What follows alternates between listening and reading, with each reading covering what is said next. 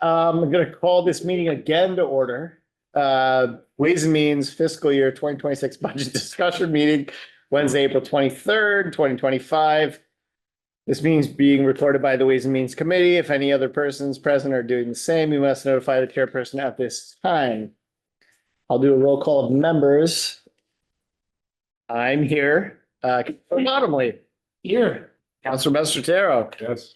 Councilor Brown. Here. Councilor Perry. I'm still here. Wow, second verse, same as the first. Look at that. All right, so we have approval of minutes, which there are none. We have public comment. Is there anyone, I didn't see anybody sign on that sheet. Do you want to do public comment? No, oh, no, I got it. You're good. All right. It's brave, but yeah, smart choice. Anyone on line that I see a comment there from Matt Conway, thank you. I guess we'll address that when it comes. I don't see anybody online. You put your hand up on the Zoom thingy if you want to do public comment. Going once, going twice, sold to nobody. Thank you. All right, public comments done. There are no public hearings or motions, and we will go right into budget discussion because that's what we're all here for. I think you will love that this is in reverse order this year. Alphabetically, veteran services, please. Veterans, come up first. First and foremost. You have endured many hours of waiting, so I think it's always worth it. All right, well, hello, everybody. So we're on page 164 and 165 and 166 this year in the budget book. Our biggest changes this year, we're actually going down in our ordinary benefits. Last year, we upped it quite a bit because we expected to gain more people because of the HERO Act that was passed that actually made more veterans eligible for Chapter 115. But even though they were eligible, they didn't come in to do the paperwork. So we knocked it down another $15,000 this year because we're actually going to be pretty much over for this year. That's our major change this year. Salaries are right around 3%. Everything else pretty much stayed a little bit stable. It's just the bottom parts, if you see on our expense on 165, that's the stuff that fluctuates. That's all our Chapter 115 benefit stuff. Everything else pretty much stays the same. I think this is the only department that has a minus before its number to start with. It was the Chapter 115 that did it because it's like I said, we expected a big gain and it was nothing. We actually, unfortunately, we lose veterans when they pass away and spouses pass away, they come off the roll. So that's how we actually got lower. We've had some people pass away on us. Yep.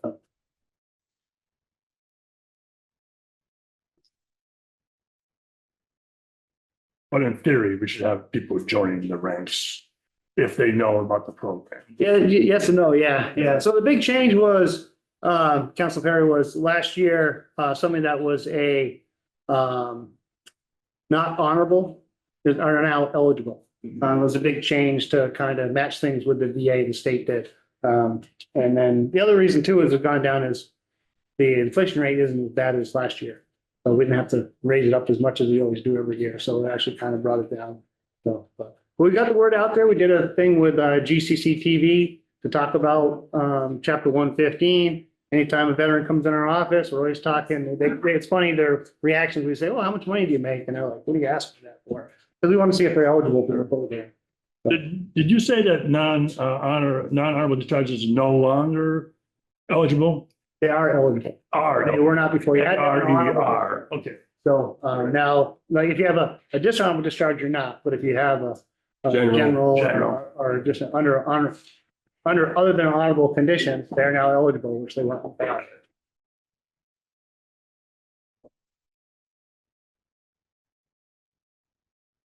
Are there any other questions on this budget? Thank you. I do appreciate it. Sure. I'm glad to be able to get you out of here. I can't stay for the next Beginning hour. of. I mean, you did if you want, but, I don't care as long as you want. All right, thank you very much. Thanks for your time. We'll see ya.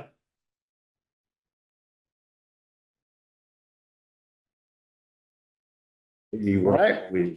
I guess we're moving on to treasure collection. So weird, what you usually says treasure collector, but okay, yeah, treasure collector. Budget, if there's anyone who wants to speak on that, it doesn't look like it here. He's not here tonight. Yeah, you want to? All right, well, I mean, if you want to fall on the sword, by all means.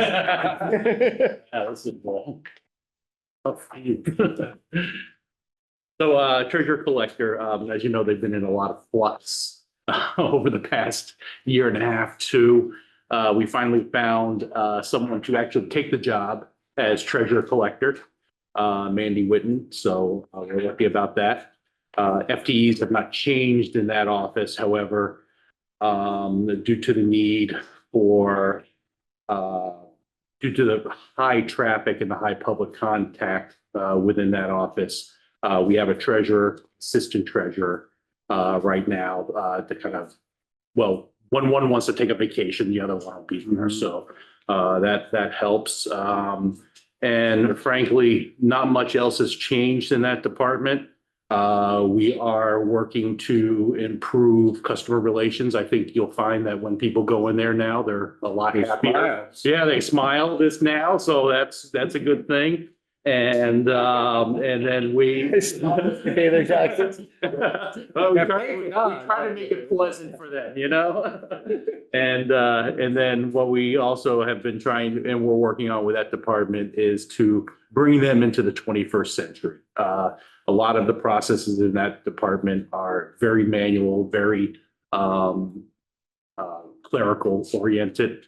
When we don't have to do that, we could bring them into the 21st century. So we're working on that.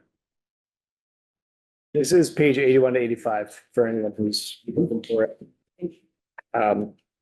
As far as in the budget book, whether it be here or in the ether.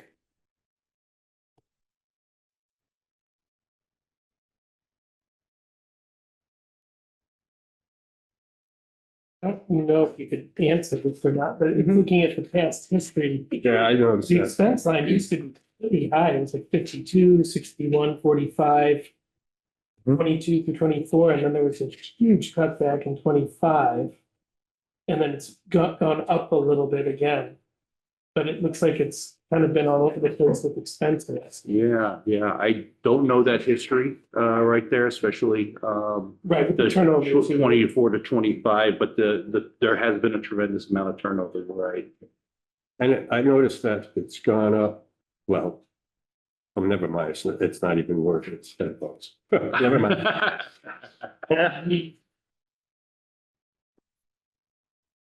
But you don't have any insight onto that like expense line? I mean, obviously with these type of departments, we only deal with salary and wages and then the expense line.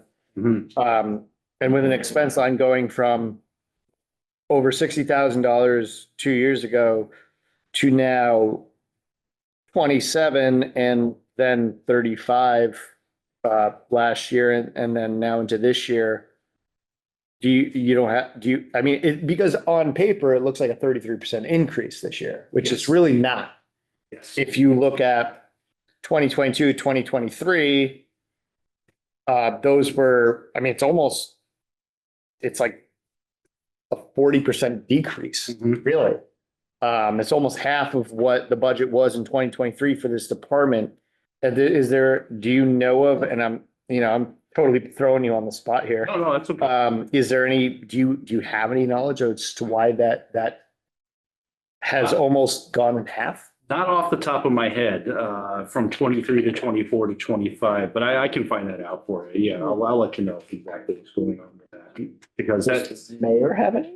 I would just say this, I entered this one for Mandy because everybody was brand new when we were putting this in. Yep. So I know that I went up on her printing charges because she was up.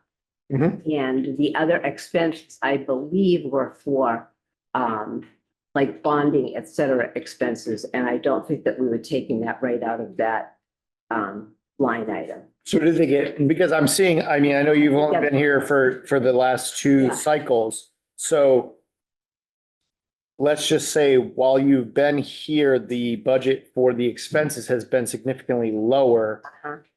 Do you know why they were much higher earlier, or was it just something that got shifted to a different? I can't actually remember, but I think it had to do with the borrowing.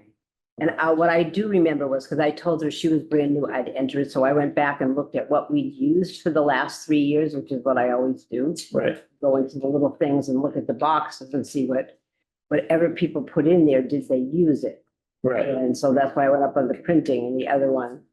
So I feel like I had to come up here. Say, I'm actually the person that entered that budget. Okay. No, I think it's important to like point out, again, the reason I'm saying this is to have some sort of clarity on that. And of course, that would be relitigating the past, but also for folks to know, of course, this year with some,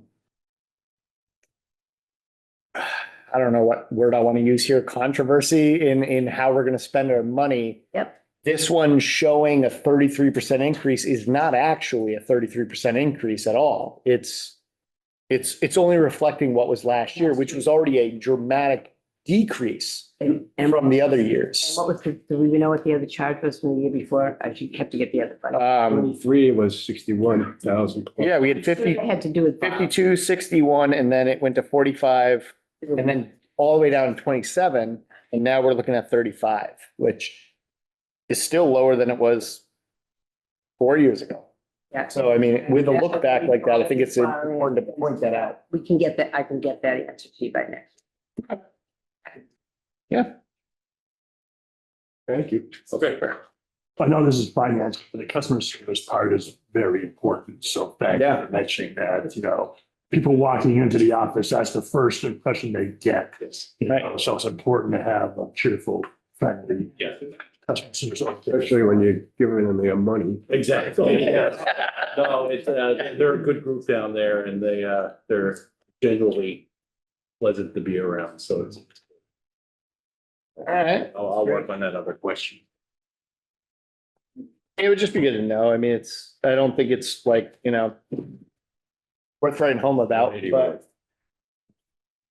we got retirement next. I believe that's 181 to 186. That's grouped in with insurance and Medicare, I believe. Who wants to handle that one? Would that be you, Mayor? You want to handle insurance and retirement? Oh, sure. Sure you do. Yeah. This is my favorite all-time subject, okay? Of course it is. So, insurance costs for the second time in a row were up 16.5%. Hmm. And the reason for that is because we're outspending the premiums that we take in. We've had a lot of meetings on this. The premiums that the city pays for health insurance, I actually know by heart, $9 million. And the expenses are $9.3 million, which makes us not like a community that anybody else would like to give health insurance to, because we're outspending what comes in, so the insurance company isn't making money on us. So we met last year with the IAC. That's abbreviation for the Insurance Advisory Committee, like the head of each union, to see if anyone was interested in changing the balance of how we pay that, because the city pays 80% of health insurance and the employee pays 20%, which is very, very good compared to like a lot of other communities.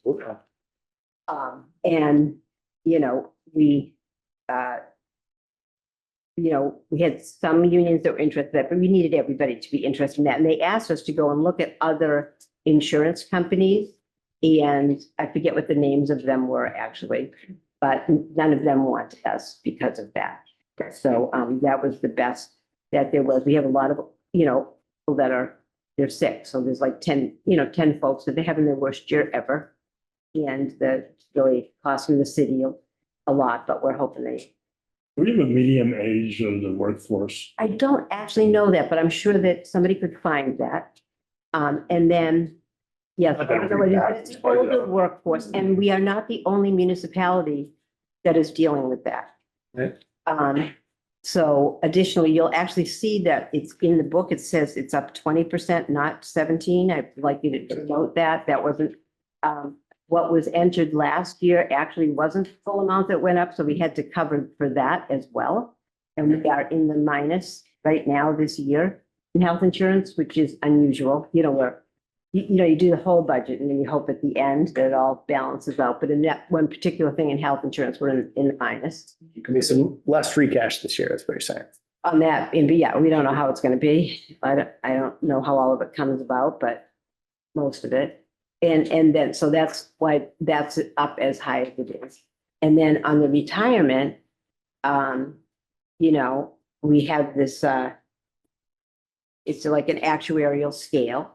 So every municipality is supposed to be finished, I think, by 2035, paying for their retirement.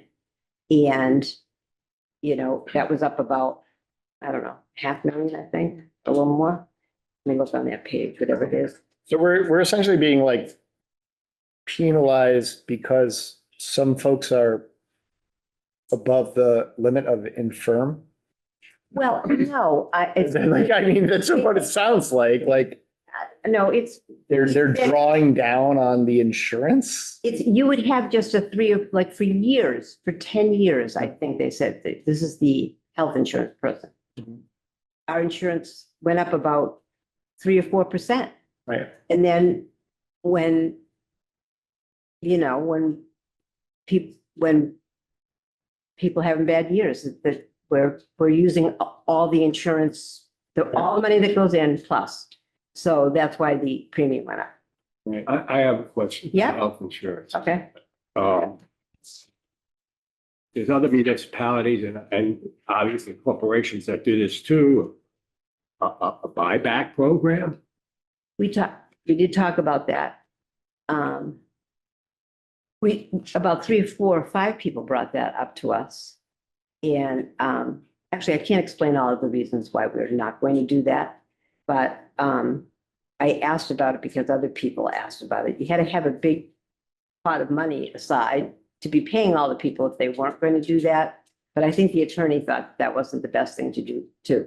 And I actually I can write that out better than I can say it, but because I remember asking Diana about that, why we weren't. You know, and the answer was no, that wouldn't have worked for us. And I can tell you why. So in theory, the insurance percentage could drop next year. It could, it depends on, you know, Yeah. how much of the premium the users use. I guess that would be the best way to say that.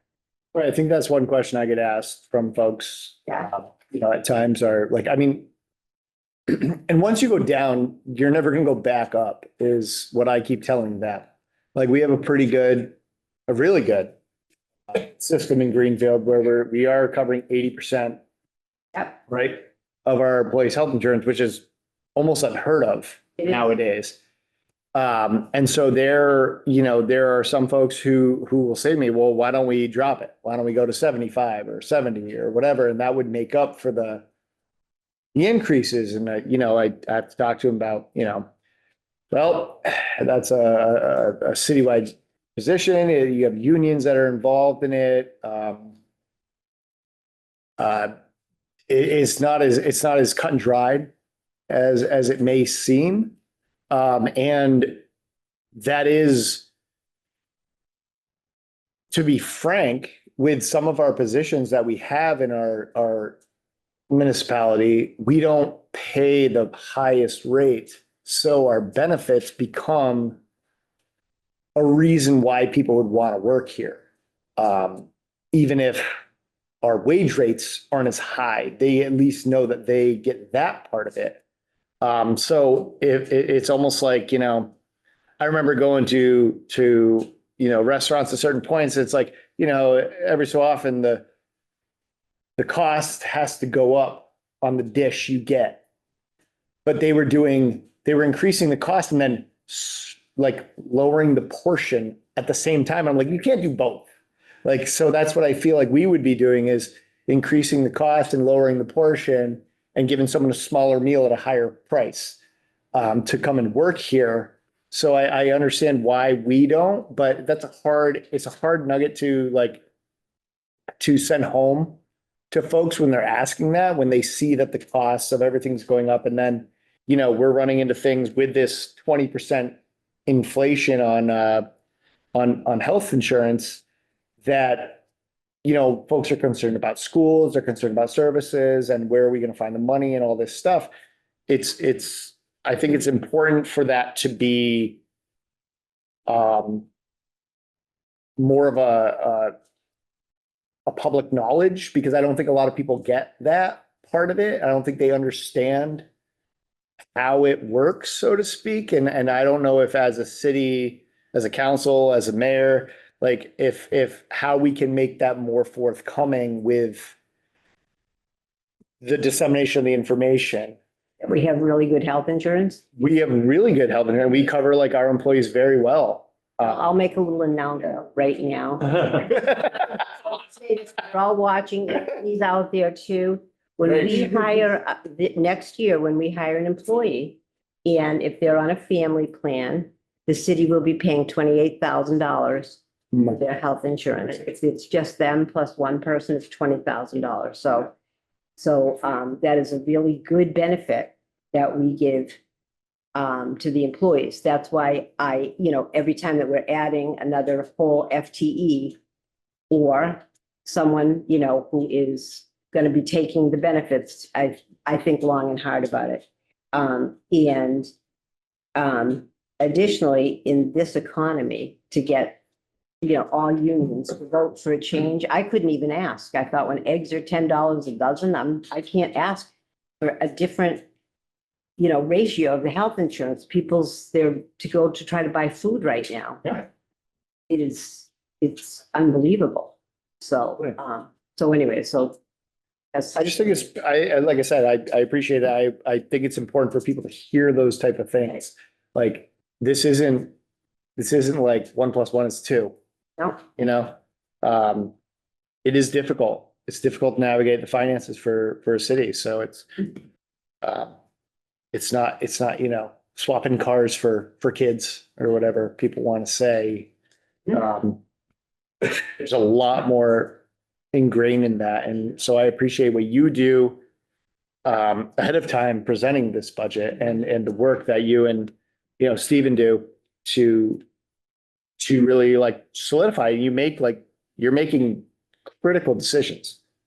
And I'm sure that none of them are easy. I have an answer to the increase in accounting. So the mayor's right, that was the bond issuance cost. So in 23, it was as high as $25,000.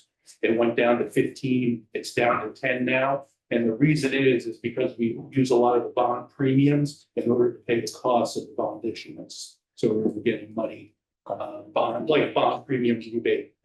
So is that a normal place for that money to land in the treasurer collector department? Yes, because they're the ones doing the bond issuance, but if you look back at the past years, like when it was 25,000. Yeah. I think only about 2,500 is spent out of that.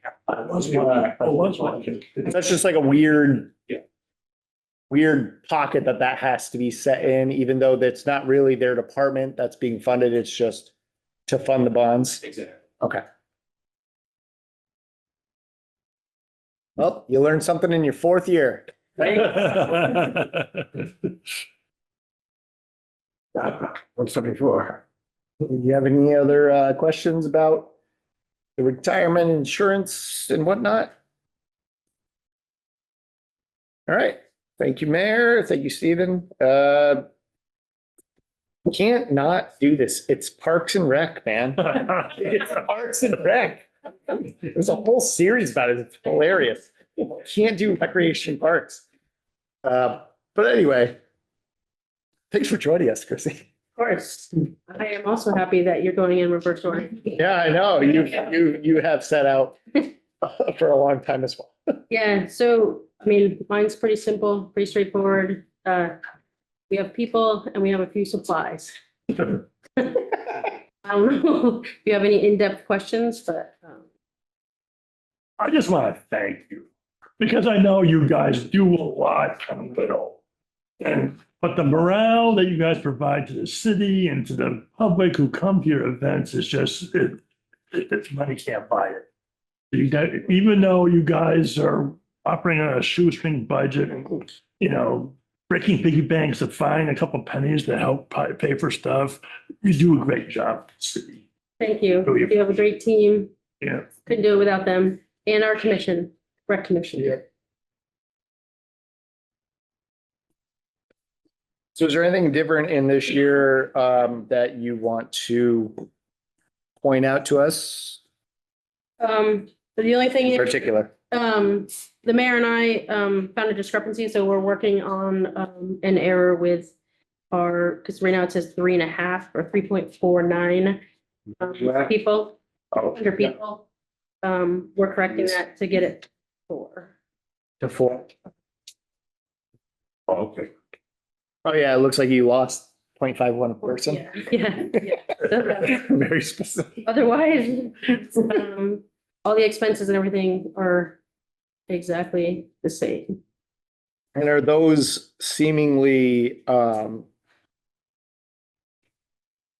working out, I guess? Like, do you notice obviously the salaries we can't really speak to because they're just their salaries. But as far as the expenses you guys have incurred to do what you're doing, have you seen it, let's just say in the past 2-3 years, it's been covered Yeah, well well, enough? we do have the revolving, so if there's something that is not covered here, we have, the revolving to cover some stuff. But this is just like mostly the office expenses that you see that are in here. Each program is self-sufficient to cover its cost of operation for like T-ball, which is starting, those individual programs. Okay. And special events. And just for folks to know, the revolving is funded by All of our program the revenue programs. Yep. And then cycles back through. cycles back through. It flows. So they're essentially paying for themselves. Exactly. Okay. It's like right now it's getting higher because camp enrollment is happening because camp is just around the corner. And then, we pay all our staff out of that and then it comes back up when it's time for after school enrollment. But I imagine there's certainly not surplus at the end of the year. No. Like I could definitely have more operating here. We definitely pinch pennies and reuse and get a lot of donations as much as possible. Cool. Yeah. All right. Do some of the fundraisers make, like the Dawn thing this winter and the cornhole thing that's gonna come up? Did they? Yeah, well, thanks for the push for cornhole, which I hope you all will be registering. Cornhole tournament is not this weekend, but next weekend, and that's a fireworks fundraiser. So Oh, that's right. helps us to Yeah, I generate knew that. revenue Sorry. Yeah. for the fireworks. And last month, well, actually, I guess still April, we did the mini golf. And then in June, we're doing a trivia tournament, I guess you call it challenge. You're doing a bocce tournament? We're doing the bocce tournament, yep. I think that's later in the summer. I don't have this little book right here quite all memorized, but.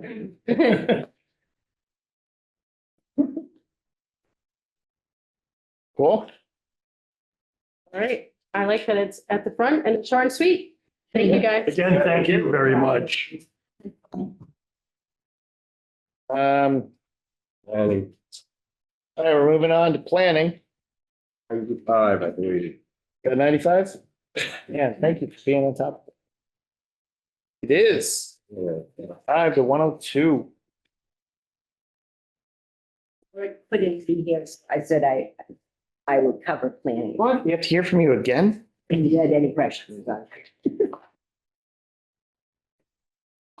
Do you folks have questions on planning? Yeah, well, it's more of a statement, understand. How ironic.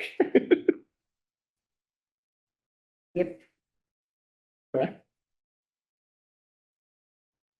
you got, bud?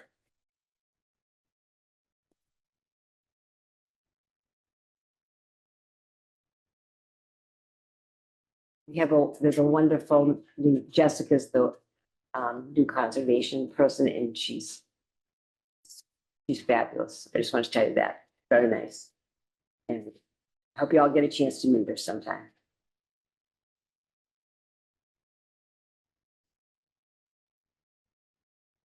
You got Chris?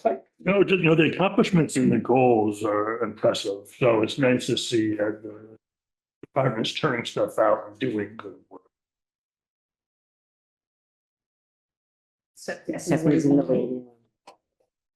Guess I'll ask the crazy elephant in the room on this, same as we were running into with the treasurer collector. Why is do you know, or can you speak to why the expenses are down? Well, it says 38% this year, but it's actually like, so like, I don't know, like, Almost Jesus, like, 50, almost 50. yeah, it's less than 50. It's like, it was 13,000 in 2023 and now it's 3,800. Do we know So what that? you'll see, I think pretty much across a lot of budgets that expenses have been decreased.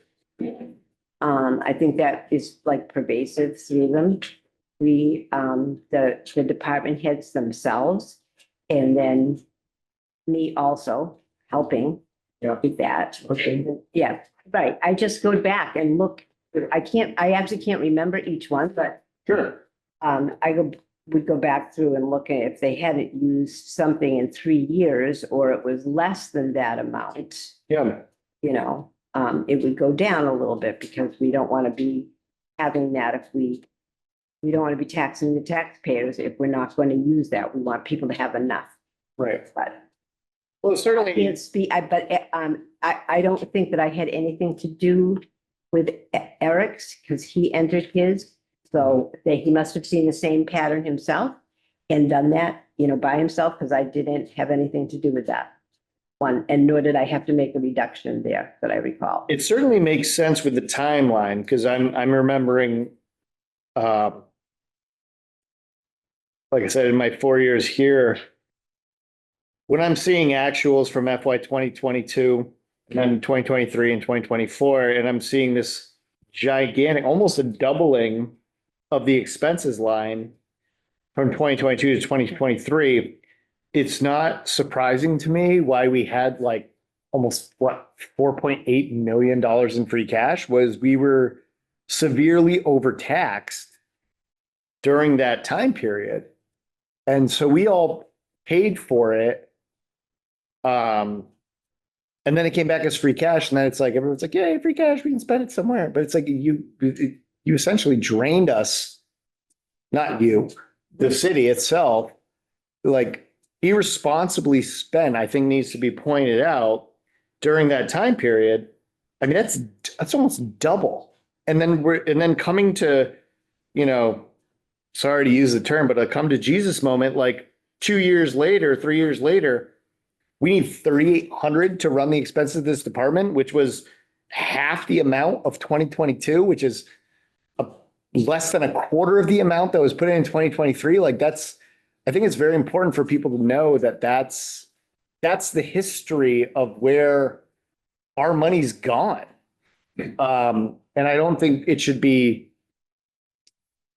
forgotten or left out without being explained that shit, our tax rate could have been a lot lower 3 years ago than it was, and we still would have been able to cover a bunch, because I'm certainly not in the business of having my taxes raised, paid for, and then looking at a $5 million free cash in October. Like, I never want that to be $5 million ever again, because that's irresponsible budgeting, in my opinion. You want to budget a little bit over. Everyone does, because you want to plan on unexpected things, but when it's that high, like, I'm glad to see, all that to say, I'm glad to see that we're back down to realistic numbers. because we shouldn't be over budgeting just for the sake of doing that. That's irresponsible fiscally to, you know, all of us who are taxpayers in the city.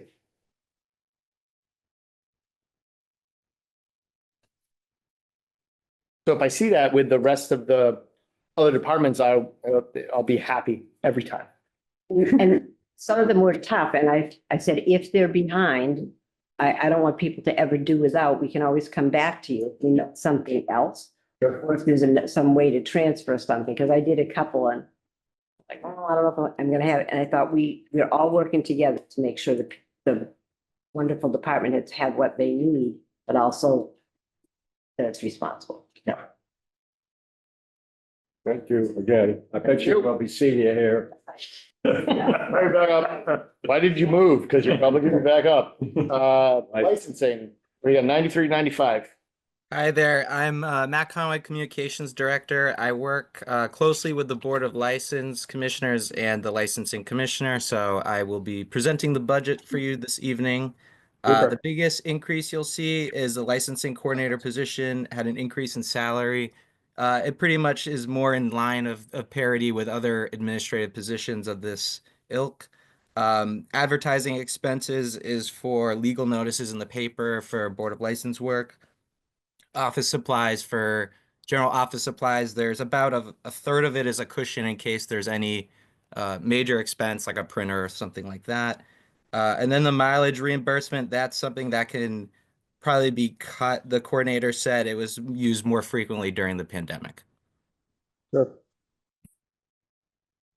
Very small potatoes when it really comes down to it, right? Yeah, for sure. So the salary part was an increase because of, did you say because of like, putting it more in line with what folks make, or was the hours increased, or? Yeah, more the former category, the more Yep. parity for what other kind of administrative type coordinators make. And you can kind of see the increase Yeah, through the years and what the previous salary was. sure.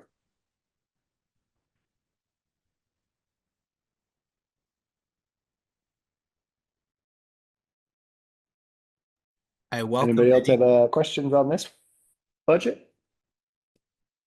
All right. Well, thanks, Matt. Appreciate it. Thank you. And we'll move to the library.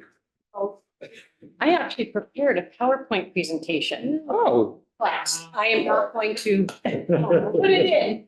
all right. Unless you want it. I don't know if you can show it on the screen. I can share it with you at another time. 169. Yeah, sorry, we are 169 to 73. 173. Really like this table of contents. Super cool. Helps. It's so helpful. Thank you for the structure. People don't know what a table of contents is. Well, that's true. Or the Dewey Decimal System. Or the Dewey Decimal System. Do I have to read the whole book? No, I need to use the index and the table of contents. We need library. Right? So one of the slides that I had on my presentation was our funding sources for the library. So our large contribution, of course, is the municipal allocation. And then we get state aid for the Massachusetts Board of Library Commissioners. We have the Friends of the Greenfield Public Library who provide the sponsorship for all of our programs. And then, of course, the foundation that was created to help source funding for the new building. And they have decided to continue fundraising, and they are supporting professional development for the staff, as well as any tech needs for the public. The city allocation does not cover expenses for technology that is used by the public, only what is used for staff. And every 5 years, as I'm sure many of you know, you have to upgrade the technology, and that is very expensive. So we are very grateful to have the foundation looking at ways to help support that. Otherwise, we use funds from our state aid.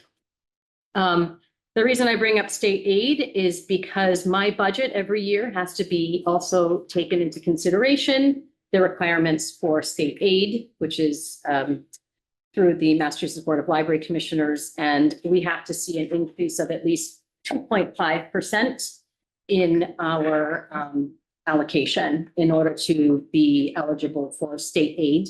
In addition to that, we have to be open X number of hours, X number of days, X number of evenings. So there's quite a range of requirements that we have in addition to trying to balance the books. And there is an option for us if we do not receive, if we're not able to meet that 2.5% increase, we can apply for a waiver from the Massachusetts Board of Library Commissioners. They only allow you to apply for that 4 times before they decertify you. Decertification is huge because that means we lose access to the consortium. That means our patrons, our community members cannot use any other public library in central western Massachusetts without paying out of pocket. So there are a lot of things that are contingent upon our budget. I neglected to pick up a budget book. Oops, I have forgotten, but I have gone online and I printed my pages. Okay. So I do know what is there. When I was preparing the budget, I went a little bit higher than normal with a hope that perhaps we could have an additional staff member. I request part-time. I also requested an increase in our substitute per diem budget. That's the temp wages. We are seeing huge numbers of people in the library. We're at over 13,000 a month at this point. And when you have people who are sick or on vacation or personal time, we don't have enough bodies to help everyone. We call in our temp staff. And those are people who are just paid on an hourly basis. They're not part-time nor full-time. They're just temporary and staff members. So I know that this is a hard fiscal year. It's a hard, then of course, after we did the budget, then the federal government cut the Institute for Museum and Library Services. Going to ask you about that. Yep, so we don't receive direct federal aid, but many of the funds that are shared with the state of Massachusetts through that organization have been cut, which means it's all going to trickle down to us. And That TV land, trickle down economics, see how it works? Yes, yes. very, very rural libraries. The very, and you might have heard that on the radio yesterday. There was actually something on the NPR. public radio about the rural and small libraries. We are considered a rural and small library, even though we are a population of close to 20,000. We are still considered rural/small. So I think in general terms, the budget is very fair for us. I did work with the mayor. I did not want to lose staff. So I made some big cuts to our materials. The one that's really going to be hit is the electronic resources, which sadly is going to affect folks who are living on a tight budget. That's for ebooks and audiobooks and streaming platforms. Those are very, very expensive. Everything is going up, as we know. Is all that stuff going away altogether? It is not at this point. It's just, it's going to be cut back. Where is that? 173. 173, Oh, yes. Oh, yeah. Yeah. So I went through with the mayor and we did what we thought was reasonable. If I've done my math correctly, and math was not my forte, and we are still going to meet our requirement for state aid. Fortunately, the FY 26 state budget is level funded, which means we should be okay for FY 26 with our state aid. Because of course, if the trickle down effect happens, everything gets cut and the state is going to cut, which then will cut money to the MBLC and it goes on and on. So I think we're going to be okay for FY 26. Our friends are busy, really busy fundraising. The numbers through our door, really, we can thank the programming as well. We get a lot of people coming to the library for free programming.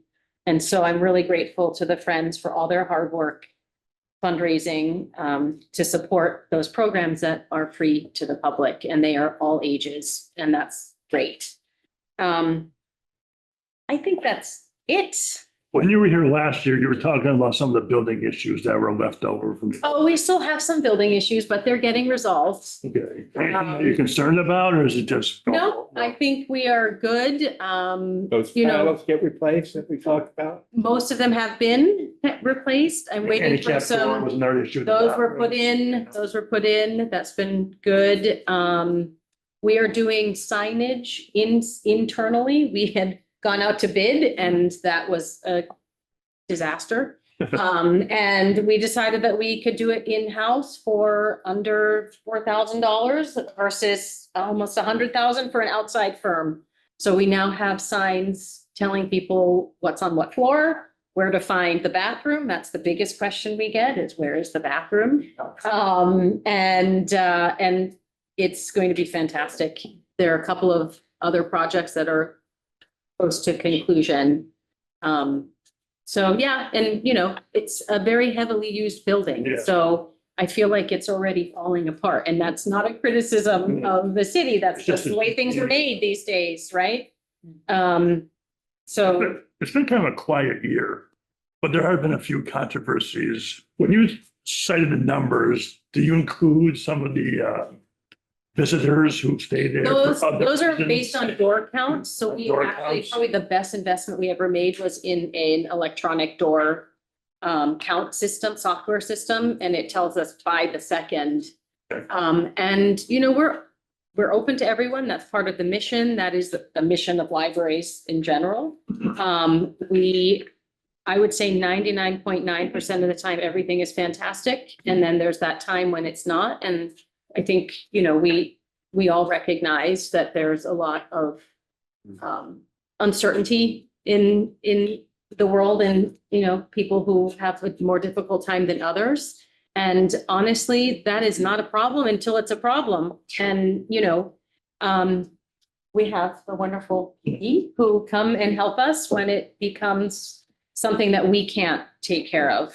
We do a lot of training on de-escalation, but it's hard. I won't deny that it's hard. And the thing about the library is that it affects every single person who's in the library.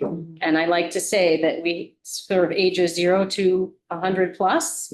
And when something that can be scary happens, it affects everyone. And that's really hard. We want to maintain a safe and enjoyable environment for everyone. I only mentioned it because it came up at the community relations committee meeting Yes. months ago, Yeah. where people representing that community Mhm.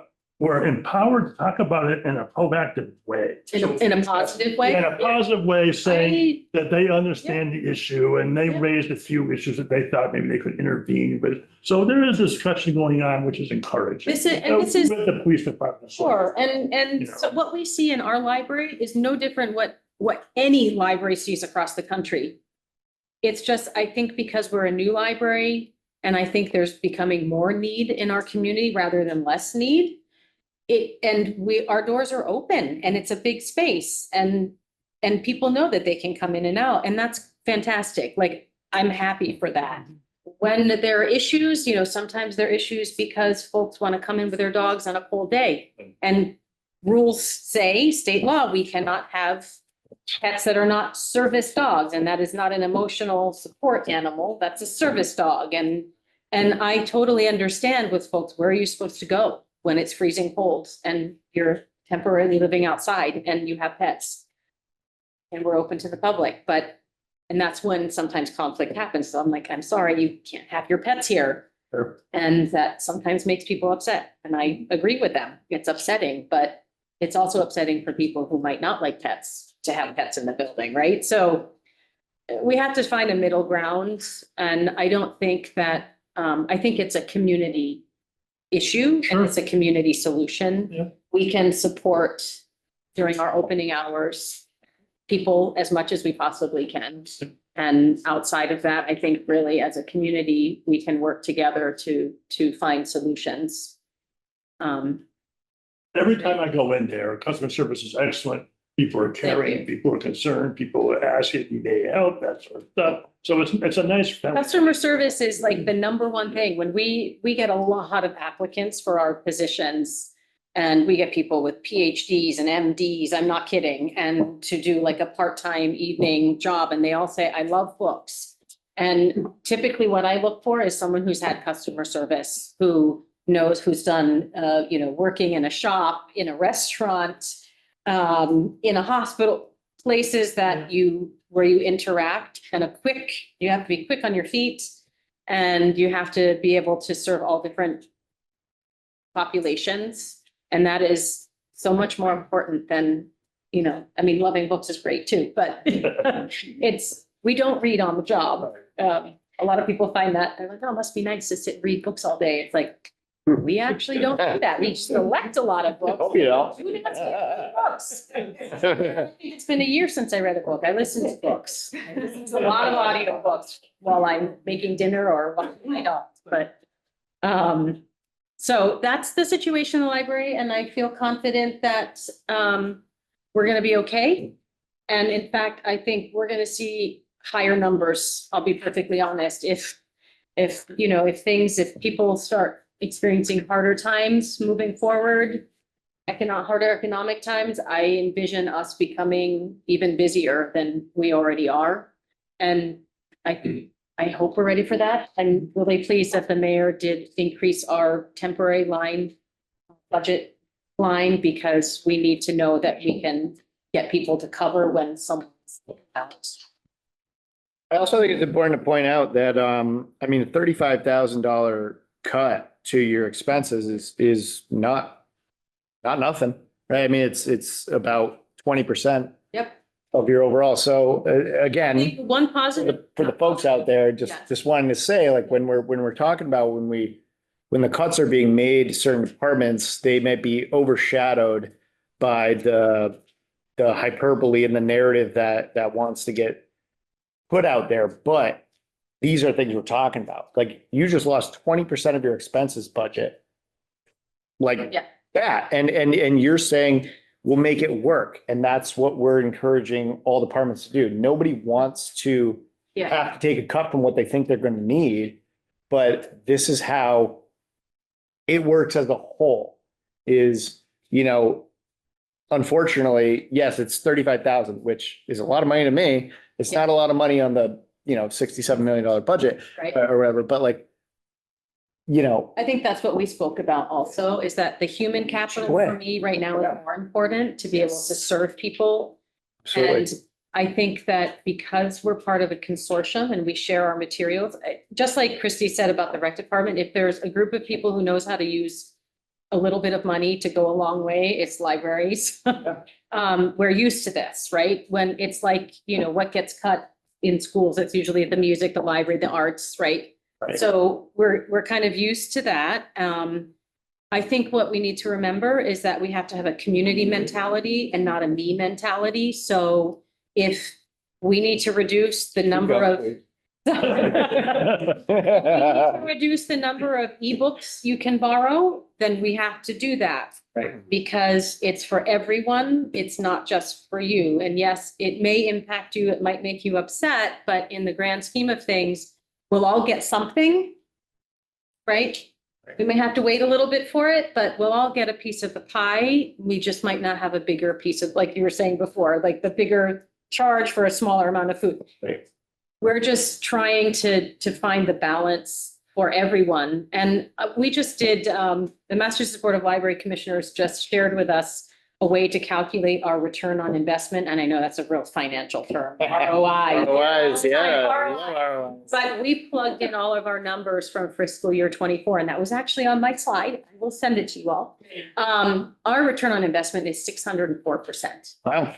And the amount of money we get from tax dollars is very small compared for each person, right? Do you want to repeat that number? Just, for, the haters out there. I actually had to send it to the Massachusetts Board of Library Commissioners to make sure we had done the math correctly. I was Yeah. like, this is the formula.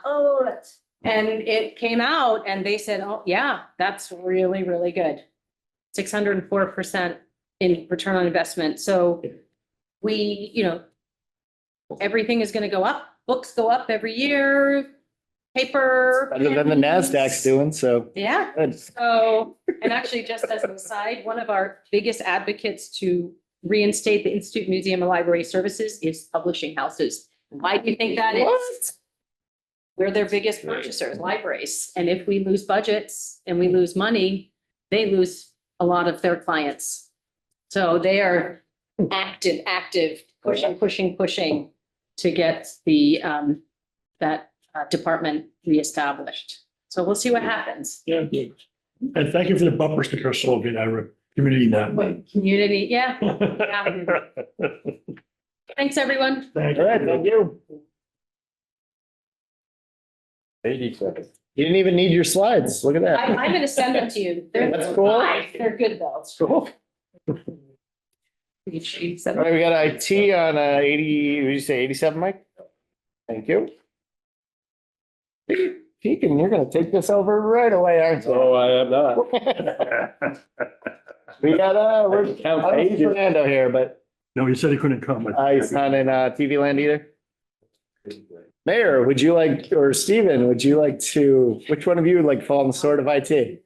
Fernando's doing a great job. He was is. one of the two, departments that did get, an added person back. I had cut that last year. Mhm. And I think, many people throughout the town will be glad that we're adding a fourth person there. They were a three-man team for almost 18,000 people. And, you know, he works from, dawn till dusk. He would do a better job presenting on himself, but, you know, he gets a lot of things accomplished and, you know, helped with, you know, dispatch and moving those things around. And he's working on cybersecurity this year. And he was just fabulous because we had all kinds of new people and you wouldn't realize how much time that takes to get everybody, you know, up going with their computers. So that's why there was an increase there in the wages. And then there was something, I'm actually the worst person to be talking about IT, so I just like. Is the fourth person the support administrator, like let's just say the lowest paid position Yes. that's listed here? Okay, so that's added. All right, can I look on your book? Yeah, that's the Okay. person that we're. That hasn't been filled yet, but we're looking. No, well, yes, I eliminated it last year and they Right. really need it. They're quite behind the age. They're, you know, he's working as hard as, Yeah. whole team is, they're all working as hard. You know, we want the library to have their IT up so we can use it for Yeah. these meetings. That's true, but you know, what we actually all need is like more hours in a day. Yes. So, and then all of these things, you know, the equipment, the hardware and the software, whatever it was, you know, they needed all those things. The only thing, we eliminated the training there because they don't even have time to go to the training. See, I eliminated that. Gave that one up. The training line for 5,000. They can do But it all of online. the softwares and everything, they're expensive and I shouldn't be explaining Right. about them. Internet. The other two. petition. Saying, Oh, the two is under any communication. Gotcha.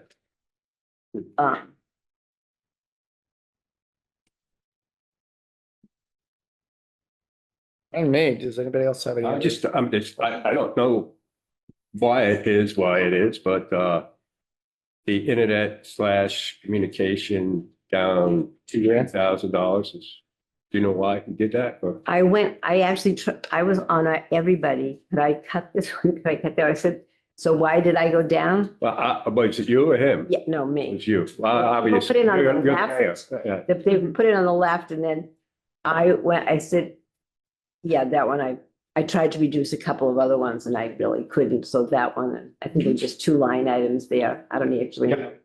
Internet I was communication. just training I could- the internet communication. That's it. If there's a decrease, I can't tell you exactly what it was. It was that I looked back 3 years and I thought, you're not gonna go over there. And we're gonna try to make it with that. And there was one other line item that he said, no, you should not do that. And I thought, I'm just gonna agree with him because he knew a lot more than I did about this. Obviously. It was great. The whole team did a great job. We were all in the training today. AWS. Oh, I don't even know what that stands for. unlisted. Somebody else, I don't want to pay them any money, but like, that's just the world. I don't know what it is. Okay. But if there's anything specific that you have a question, I'll make sure we find out the answer and write it to you. I don't know what AWS That's right. Jeff Bezos will send you the bill. He does. That sounds like root beer. The way of it. Are there any other questions for IT budget? No. How about human resources? Who wants to handle that one?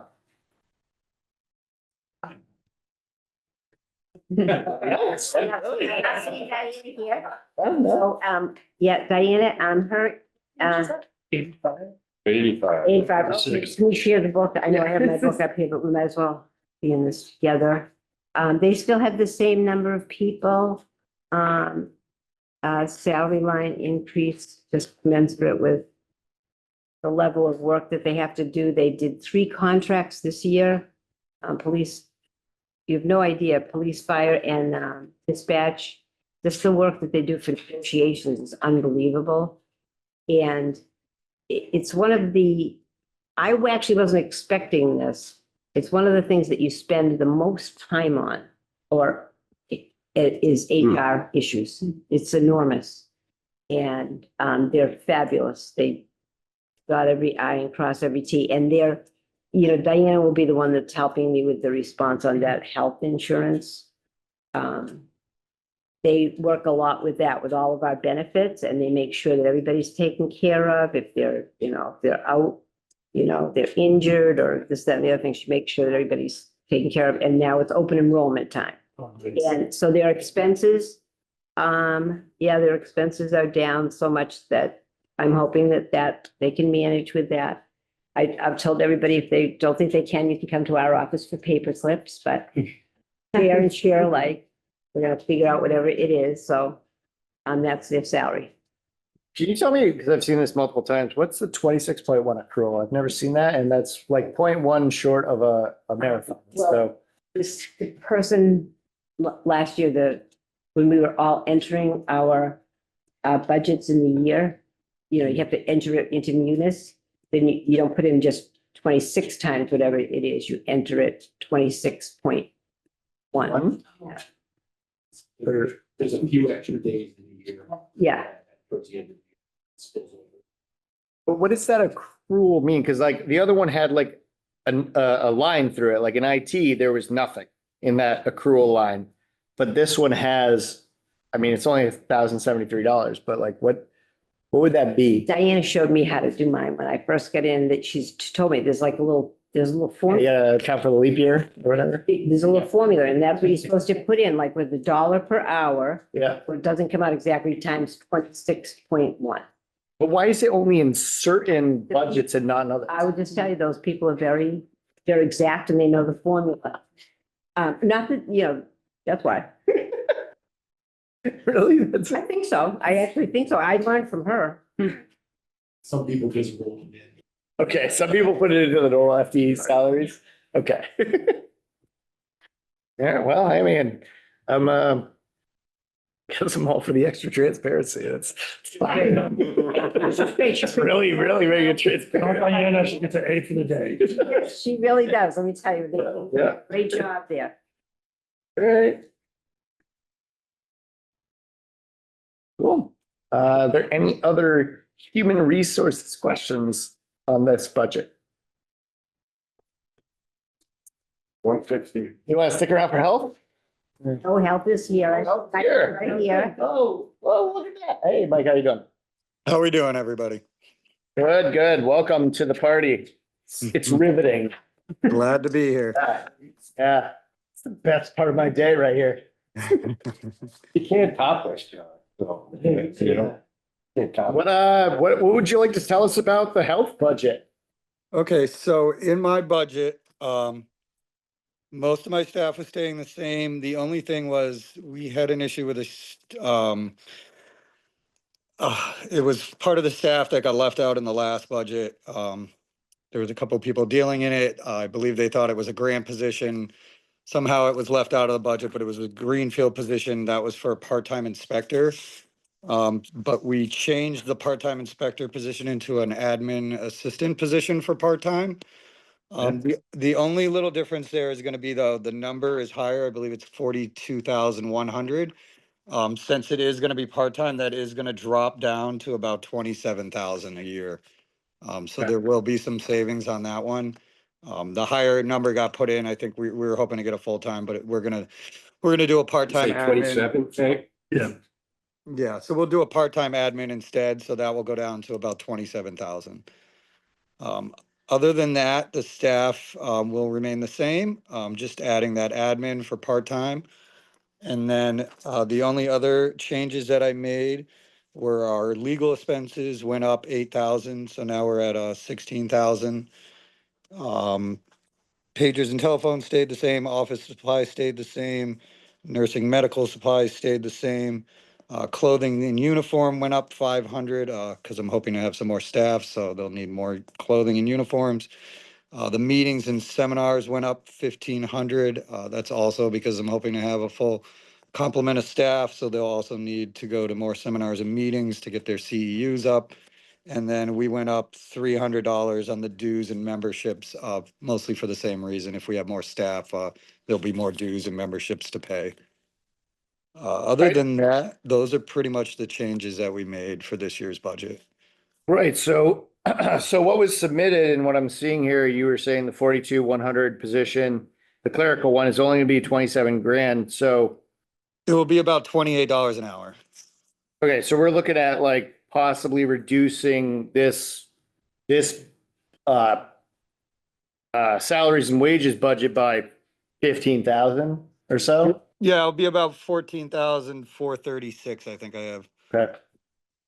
Is there any way before our May meeting where we actually have to do the tabulations on the paper that we do, when we go for the full budget, is there a way, could you send us what that adjustment would be? Because right now, all we have is what's in the book, which would have been 42.1, but if there is a place to save, some money and there's gonna be savings, it would be, behooving to all of us to know what that is and not have like a roundish number, but if you knew what that salary was going to be, we would know exactly what we could drop that budget, which would be off of the total, because we have to do it off the total 60-something million, dollar amount. And even though it's only gonna be 15 grand or roughly around there, it would be helpful to have that, so we're not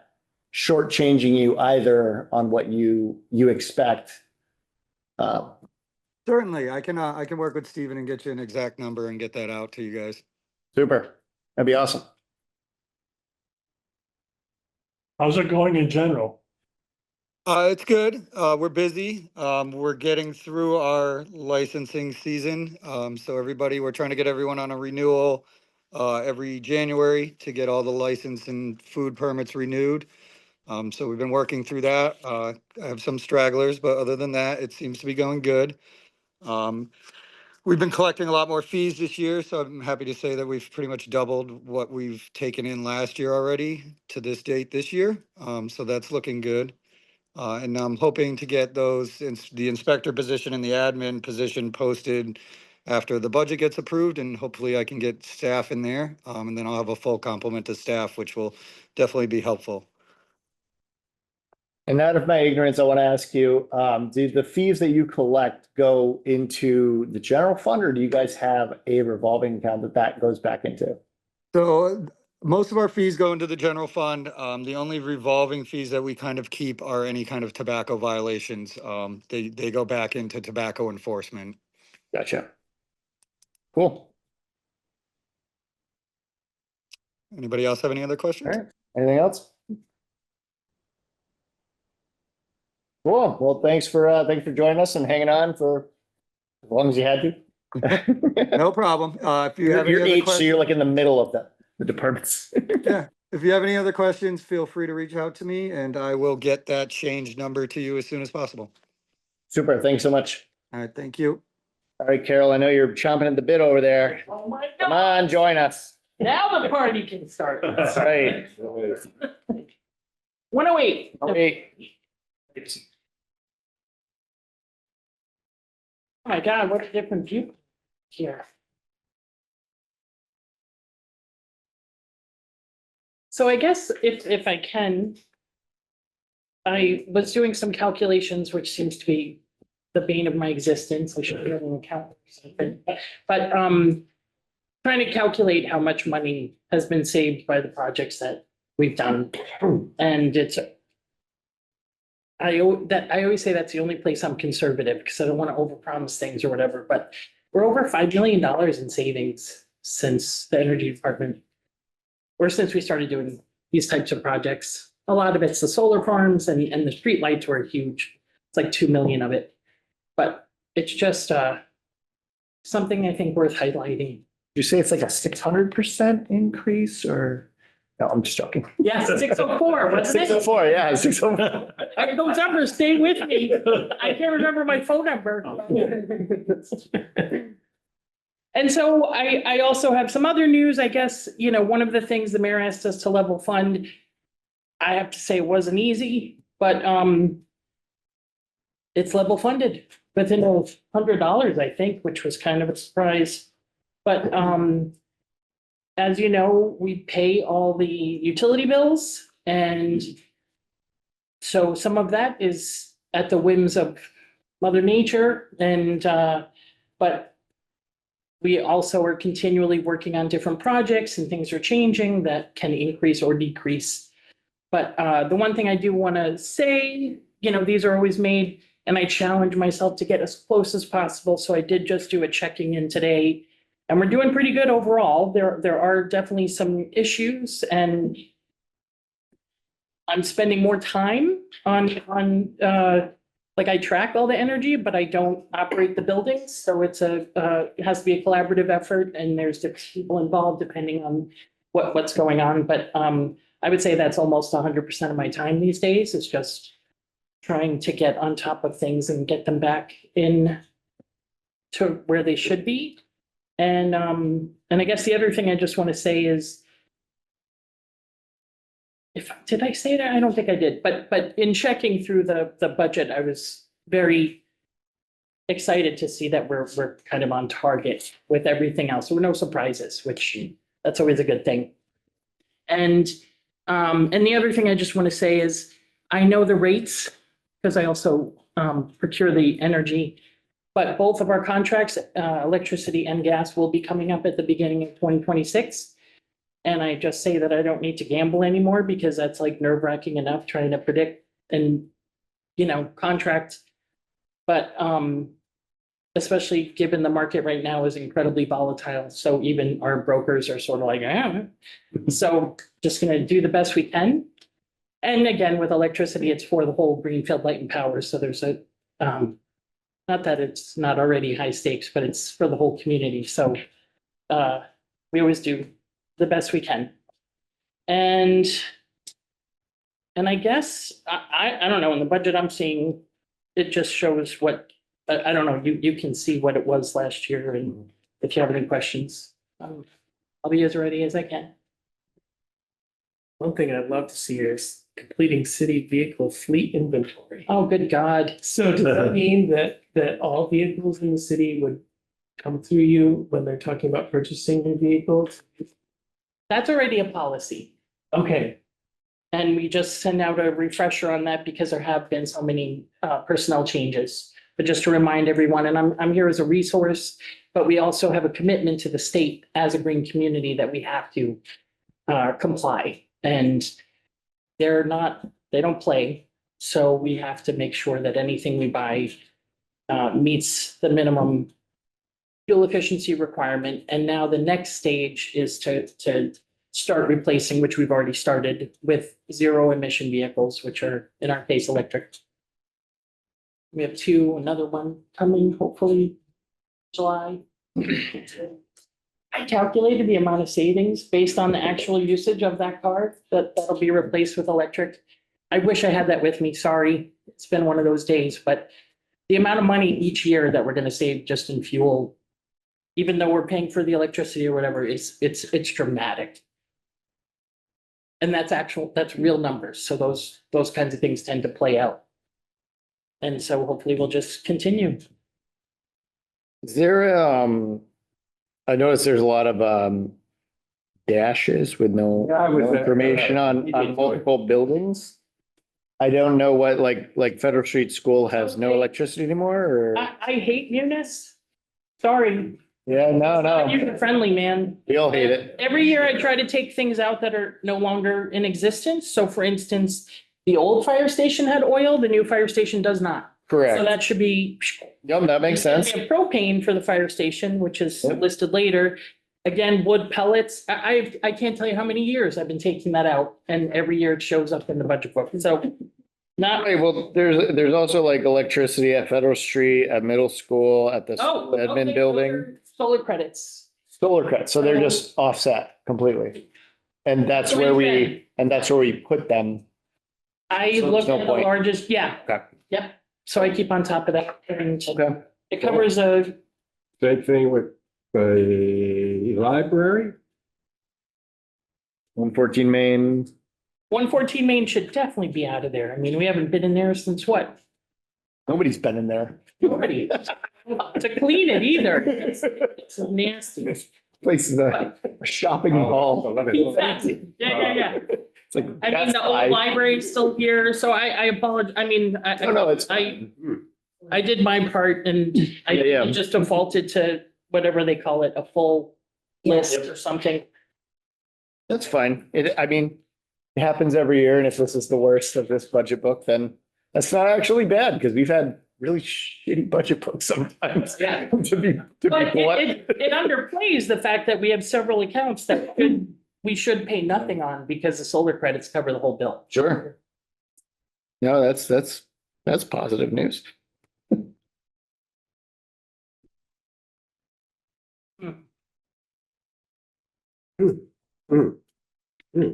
Okay.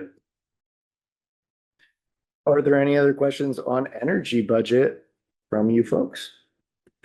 Just thank you very much. I know you're taking a lot of incoming from who don't agree with all this stuff, so thank you. for the Great job you're doing. Oh, I appreciate it. Thank you.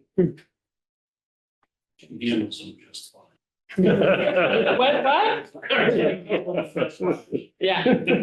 I've had unfortunately a lot of practice. Yeah. Sarcasm doesn't hurt. Cool. That it? Thank you, Carol. I appreciate it. All right, thank you. But if you do have any questions, I'm just around the corner. We'll find you.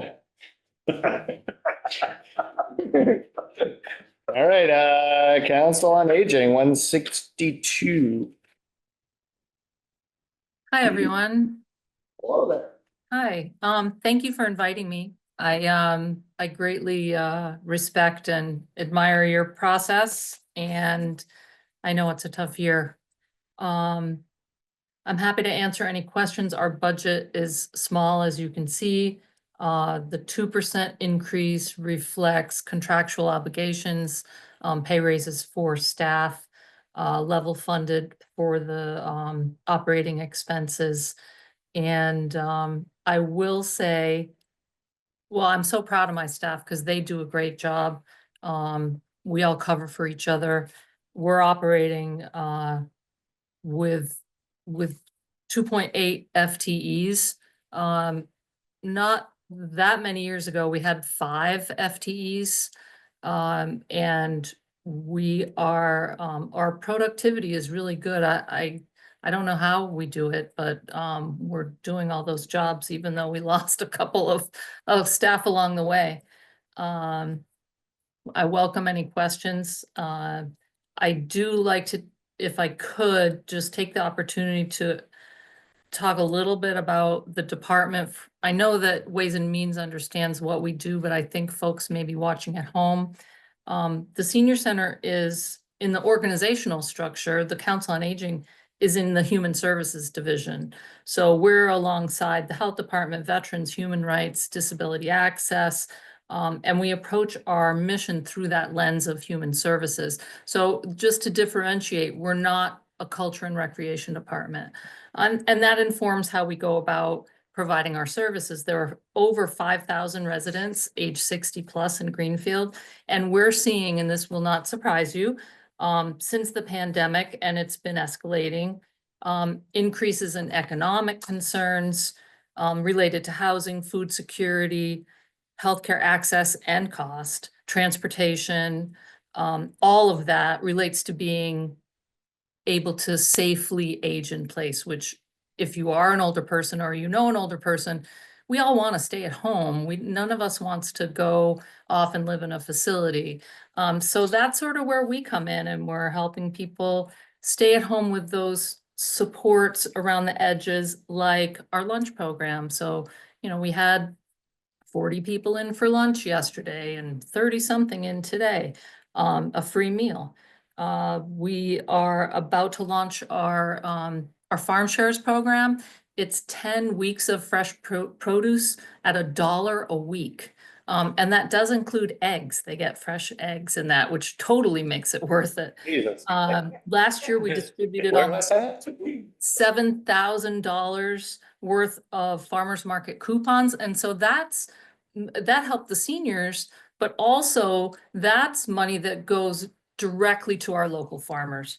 So, elder law consults, bereavement support. Of course, we do a lot of fun things too, but the nuts and bolts of what we do are those supportive services. Digital literacy has been a big push for us in the last year, and we are just launching a service to help people figure out their online Social Security portal. There's a lot of buzz about that, and we're addressing that need. I think we're the first senior center to be doing that, but I could be wrong.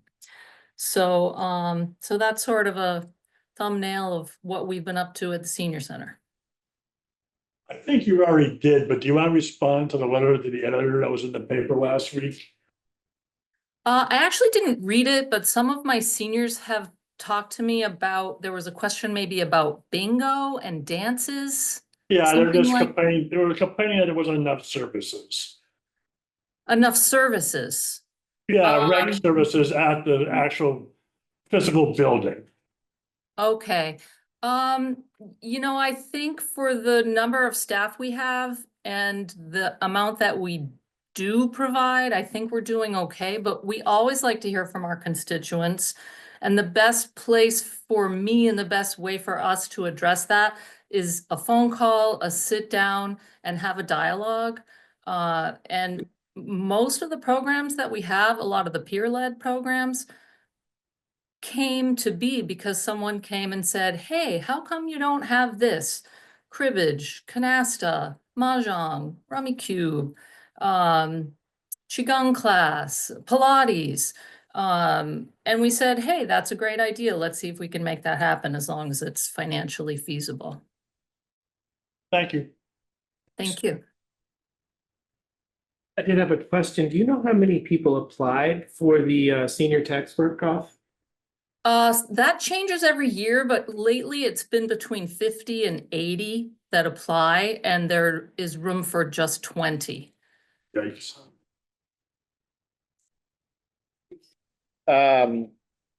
So I'm noticing that, bring more on a financial thing, because that's what we're here for. Is some portions of your staff is paid for with grants. Some of it says just other, and I don't know what that means if it doesn't say exactly what the source is. But are you running into, I see some is through CDBG, which is Fed, right? I don't know what the COA formula grant is, if that's a federal thing. Have you seen any changes or projecting any changes to with feds right now for the next year, as far as anything that you've heard having to do with these? Right, sure, that's a great question. So the other is it's a roundabout, it's the block grant. So the block grant, CDBG, was actually a partnership with LifePath. So LifePath applied for the block grant. then that's for our food services coordinator who, I don't know how he feeds all those people at only 12 hours a week, but he does. He has a lot of good volunteers. Yep. That money has been discontinued. Actually, LifePath will not, as far as I know, will not be getting that block grant because that Oh, is really? yeah. So that could be a change. We may be able to finagle a way because it is only 12 hours a week to cover that, maybe through the state formula grant. So that's the formerly called Executive Office of Elder Affairs. They're called AGE now, Aging and Independence. Those funds, we are optimistic that the FY 26 will be pretty stable. It's the FY 27, I think, that we're all really worried about because it's a big question mark. Who knows? Sure. And will the state have to make up some of the losses in the federal funds? And then is that gonna then spread across all the different areas, whether it's our department or libraries, schools, what have you? So what the other part that I'm mentioning is the council on aging formula grants that are a portion of your activity director and your fiscal office manager, and then the part that's not sourced that still says other is, I believe, part of your salary. Are those? Do you know that those are going to be funded through the So sources that they are? that is the state formula grant, and so far as the state budget moves through the legislature, that's line item 9110-9002 in the state budget, and that looks to be funded, level funded as in the current year. So that looks okay. Perfect. That's good news. Yeah, fingers crossed. Good news in a time of not good news. Yeah. Sweet. Anyone else have any questions for Hope? All right, well, thank you for attending, Thank as you very always. much. And we look forward to all of the services that you help provide to the community and keeping that funding there.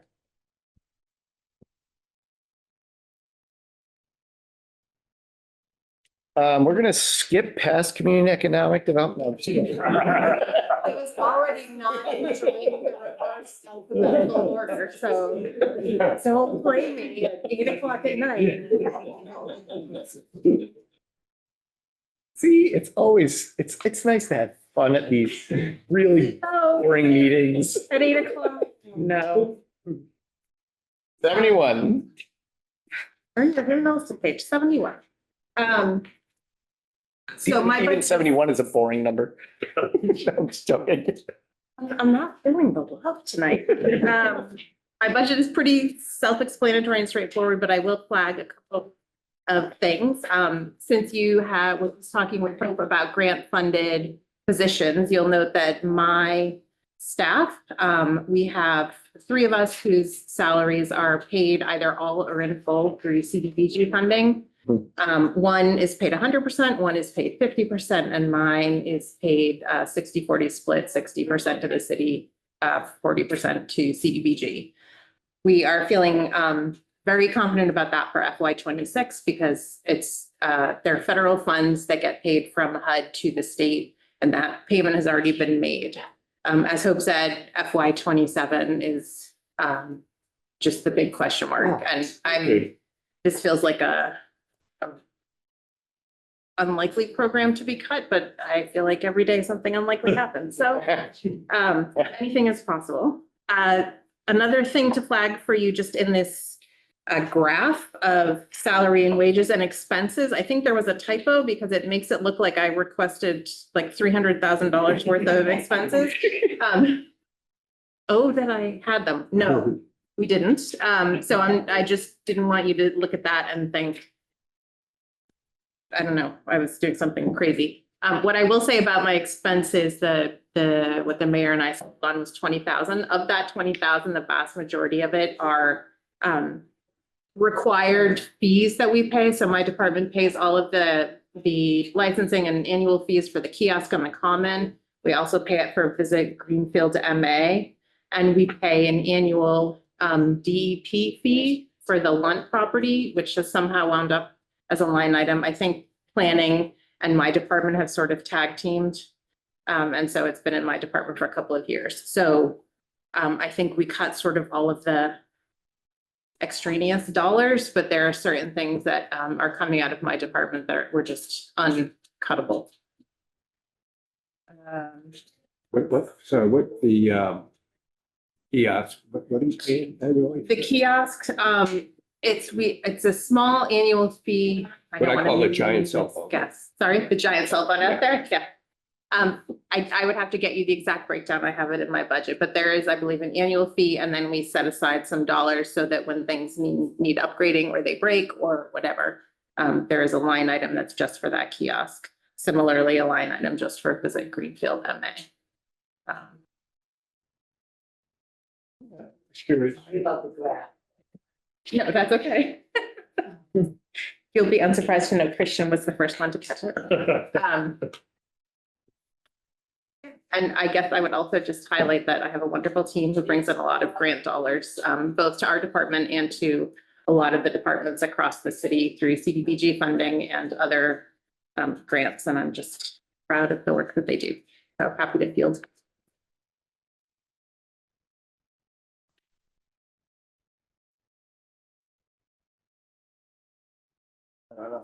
Yeah. Thank you for all you do. Bring it out. That was so easy after such a rocky start. You're going last. Thanks a lot.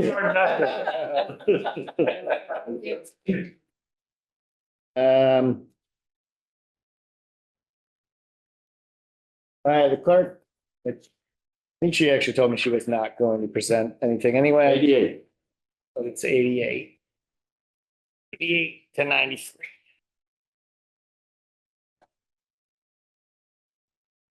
I didn't particularly have anything coming out of this department. I know they got a couple hits, on some services, but it seemed, So no stamps for them this year. they get stamps, just not printing it. Yeah. They got stamps galore, just they can't print. There's no ink. But I know Kathy said she wasn't gonna come tonight. If anybody has any questions, I guess we could grill the mayor a little further if we want to. Kathy puts up enough with us. She doesn't have to come. All right. And we can move on to the inspections. Hey, Mark, I see you up there. How you doing? You're still on mute. 122. Thank you. I think you're still on mute. There we go. How about now? Hey, there you are. Hi, how's everybody tonight? Well, I get.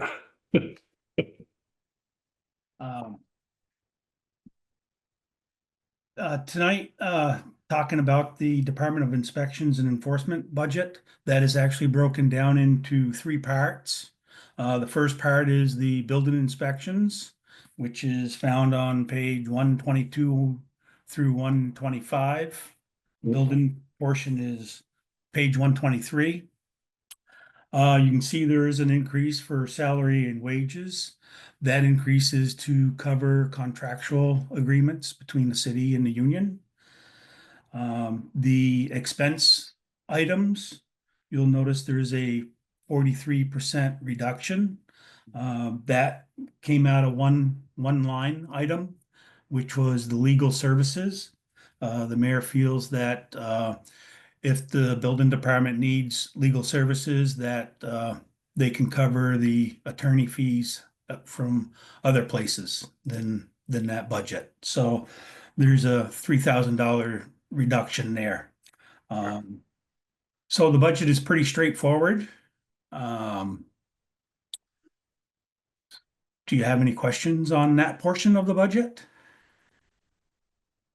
I do only on the expenses. I'm just looking back at like the 4-year look back, so to speak. Even if I were to eliminate the 3,000 in legal from right now, that would make it, $5,300. Well, she dropped 2,700 off there. Overall. Oh, it is 3,000. Or maybe it's just misprinted. It's misprinted at the top. Okay. Is that a typo? Yeah, it's a typo at the top. But I'm also looking at, I'm seeing, last year's budget had 8,300, which would have been the same as this year's ask, but why was that a $6,000 jump from 24 actuals, 22 actuals, 23 had somewhere in the middle there. It was in like the $4,600 range. But what, do you have any idea about why there would be such a drastic influx in the expenses request to begin with? I do not have that answer. What I can say is that it's difficult to budget for cases that we may have to take to court for enforcement. So it is difficult to budget for those. Right. But that would be what I'm saying is that would be taking legal out altogether. So if we were to drop $3,000 off of, I mean, obviously 2024 and 2022, they were only $2,000 in actual expenses. But even with dropping $3,000 off to 8,300, that would still be $5,300. Is there a reason to have the like, I don't know what your obligations are in here, but have like the meetings and seminars gone up significantly, or the uniforms, or what would have caused what I'm saying is to eliminate $3,000 from the legal part from the conversation. The ask still would have been $5,800, which is a significant, it's more than twice what the actual expenses were in all three of the prior years, but almost double what the actuals were for 22 and 24, 23 being a slightly higher year. But I just didn't know if you had like what changed in the rest of that budgeting, even if we took legal out of the question.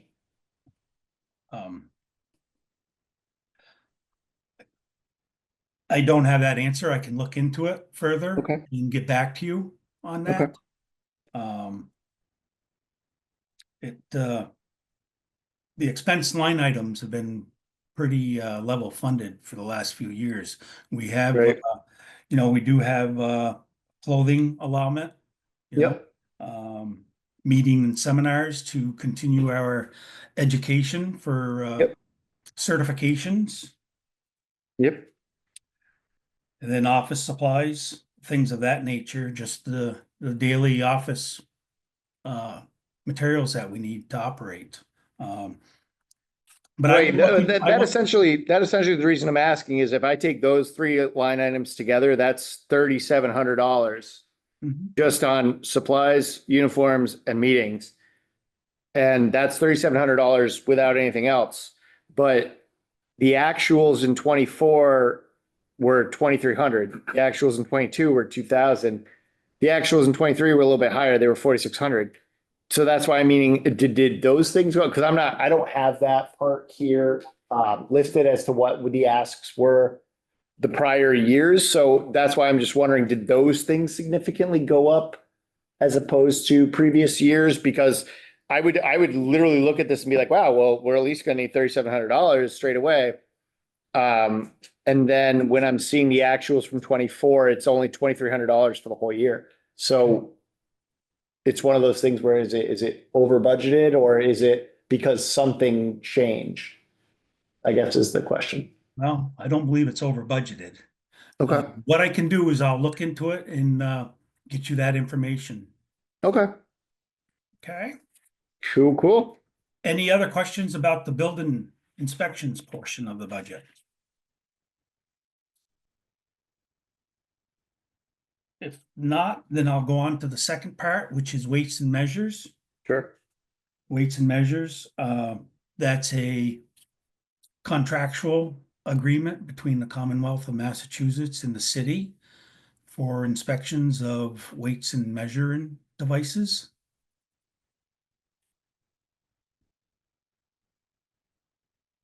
If there's no questions on that portion, then I'll go to the third, which is for the FERCog. There's contractual agreement between the city of Greenfield and the FERCog for electrical, plumbing, and gas inspections.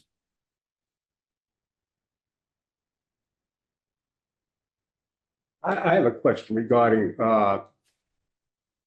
yeah, you obviously do the building inspecting in town, the plumbing and electrical.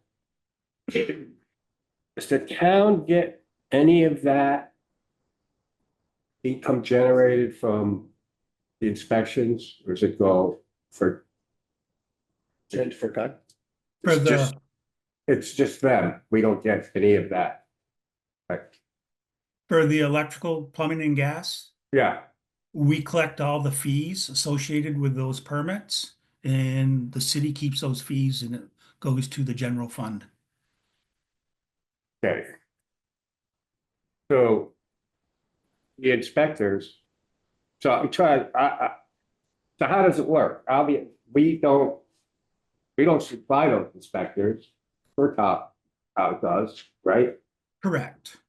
And The, they have to get paid, those guys, right? Or those people. For Yes. doing the work, right? the wiring, plumbing, and gas inspector, the plumbing and gas inspector are the same inspector. Those are county employees through the county inspection program. The city of Greenfield contracts with the county for their inspectors to perform the inspections for electrical, plumbing, and gas work. Right, I get that. But we collect the fees.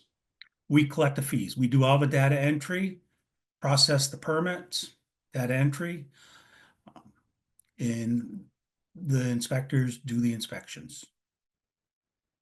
Off the top of your head, and I'm putting you real on the spot here, Mark, but off the top of your head, we see 103 grand we pay to FERCog to do the inspections for us. Do you roughly know what we generate in permitting fees?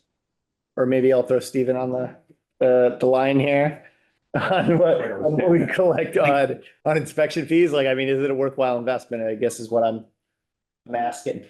No, it's a very good question. I don't have that information with me right now, but I can get that information and get that to you as well. Great. As well as yours, what we, the building inspector. Okay. I know that, and you can look on the computer, correct me if I'm wrong, but so far, they've done a great job building, inspection, plumbing, and electrical, because we're actually working on sorting that all out financially. They're up. They're like, I think, 100,000 more so far this year. That's for the three. I'm thinking those are through the city. But I don't know if we separate out, Mark, the ones that we do with FERCog. Page 29. Oh, wait, really? Yep. Holy crap. I've never had this before. That's why I was just asking. Oh, cherry sheets, look at that, receipts. All right, where is it? Is it just, but is that only inclusive of the building department, or is that, I mean, are we talking now Board of Health licenses? It's everything, right? So it's not parsed out, No, it's not, right? yeah. So we're looking at roughly like $500,000 Yeah. is expected. Building inspections, health, and plumbing. Right now, I just looked today, it was $429,000 What we've generated, so far. but not, that's not revenue, that's what we've taken in, but not what we've expended. We've taken, Right, okay, I can't tell you the other part. Oh, that's what I hear, but maybe not. right. That's what I'm wondering, like our licenses and permits, does that also include like dog licenses, like No, that's in a different it category. is? Yep, goes under the clerk. That closes to the general fund. That's not under, but this is under local receipts. Oh, maybe it's under local receipts. So local receipts, that's what I mean. Like, I mean, I get it. Like, I don't really, I guess I don't really I need do know just that for, much just for the detail. building inspection, just for building inspections, plumbing and electrical so far this year, it's 429, which is up Significantly. from, Okay. Yeah. Cool. No, just good to know that we're, if we're investing 100 grand into a county inspection program, that we're actually, still benefiting from financially from having them there, not just,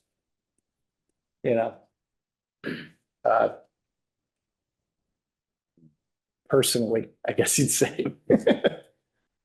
Again, I can get you some figures and get those to you to help you out. Yeah, that'd be cool. I mean, yeah.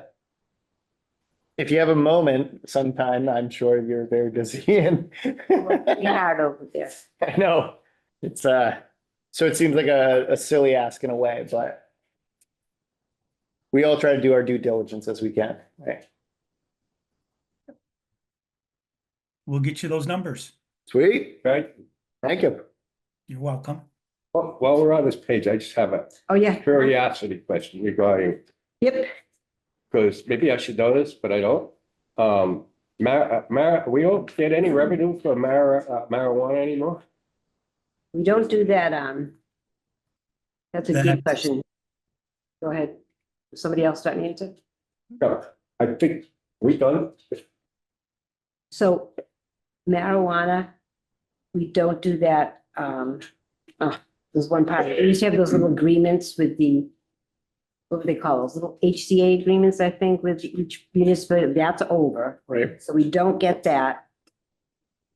I think that there's still, and I don't know, this could be wrong, so I'm not sure about the answer to this. I think there's still something where we were taxing the sales, the actual sales over the amount that you could, that didn't go away.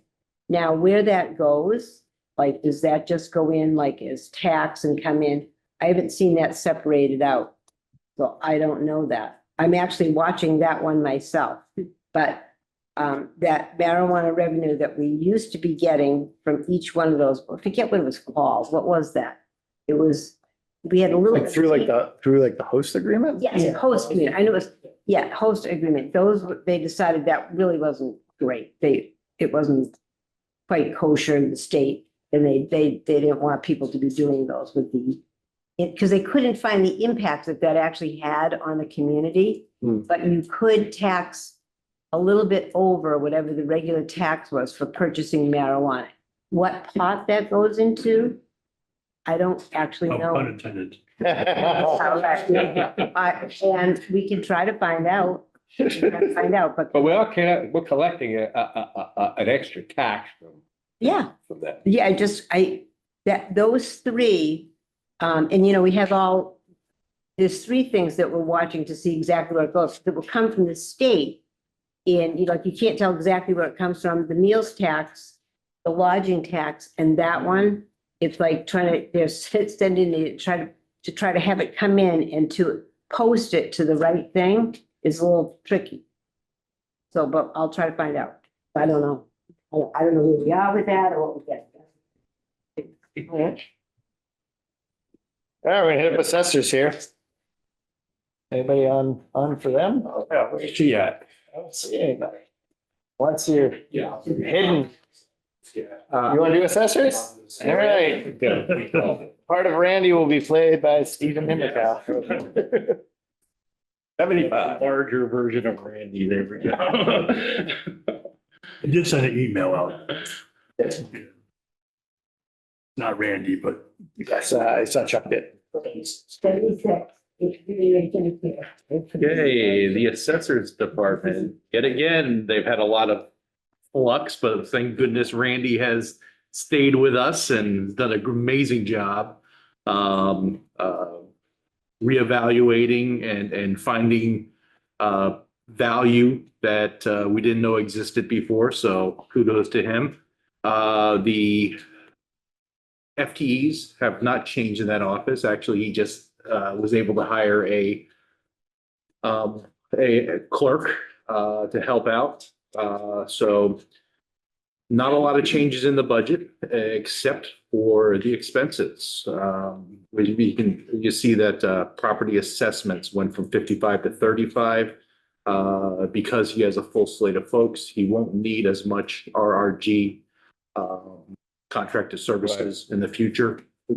So, you know, he's done a fantastic job with that. I was gonna gripe on the amount that their elected officials get stipends, like higher than ours, but I won't. I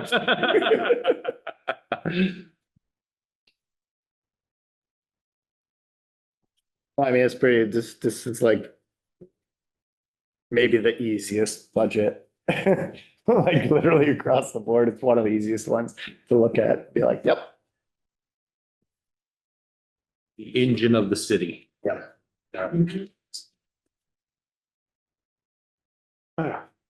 You get a $20,000 cut to generate more revenue. I don't really know how we say no. I think I'm next. Next. Accounting? Oh, you're not even listed on here. They didn't even, they didn't even get it on the agenda, actually. I will not So, say anything. I don't know. I don't know if like by open meeting law, if I'm even allowed to entertain you talking about it because it's not on the agenda. Oh, that I will. Yeah. Go sit down.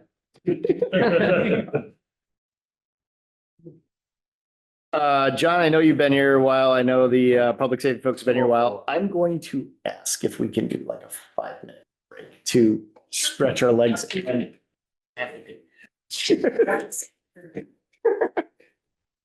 Wait, what? What? You want to hit pause on there? Can you hit pause on there? Can we hit pause on You this? can. Yes. Doesn't disconnect. I gotta stand up. I was recording. Well. All right, welcome, John.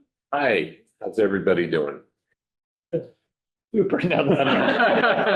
Better than before? Yeah. So just before we start, just a little quick bookkeeping thing. GSET, I don't know why it's been the same since GSET started, pays our retirement directly. So when you look at our total expense number, you need to add $175,470. Last year, you all did 2 orders for GSET. It doesn't really matter to us if you do them or combine them into one, that's your prerogative, but the proper. Where am I? It's 204 to 206. And if you look down, hold on, at the bottom of 206, it says that the budget for GSET is $2,215,356. That doesn't include $175,470 for retirement. So the full number is $2,390,826. And it's the way it's been done. It's been some years the council has voted separate orders. Some year they do it together. It doesn't matter to us. But if you want to do it separately, the number is 175 or 70. So that's 2,390,000. Last year was 2,326,000. It's about a $64,000 increase. There's a lot that's sort of moved around for that. The biggest issues that we have are, like everyone else in town, retirement and healthcare has gone up. For us, it's around $35,000 in total increase. The other really big increase we have is if you go to OSP Group, we are at $84,000. That's a pretty big increase, and it is because we have very old trucks, and the maintenance cost to keep them on the road is getting to be heavy. But a specialty truck, like a splicer truck, for GSET, even used, can run $130,000. So it makes sense for us to continue to work to repair them and keep them on the road. At some point, maybe next year, maybe the year after that, we're going to come and say this is a bond issue for us because we have to, like anybody else, access capital for different things. But at the moment, for this upcoming year, we are instead choosing to handle that out of operating funds. Even at 2,390,000, you can see that we are projecting to have a really good year. The total number up on top is what I would say is it's 2 million. I'm jumping back and forth between the two. 2,547,350. I will say last month we took in, we had net invoices, not the cash in, net invoices of 204,822. There's two things about that. That means we are now officially doing over 100 times as much business per month as we were when I started. And it also means our annualized from this going forward, before any new business, before any price increase, before anything, is 2,457,864. So we already have the revenue to cover the 2,390,000 2 months forward the year even starts. We've had very few years where we've ever had a drop. We've grown consistently since we've started, since I've been there 7 years ago, and we'll grow about 90-something thousand dollars in this current fiscal year versus the previous. And we're not projecting more than that, even though if you were out on the roads today, Burniston Road, you would have seen a police detail, and G said people out working on Burniston Road headed up north. So make ready is a nightmare, and I will never say anything different, but we're. How's it going up by, I know it's not a financial question, up by the Meadows?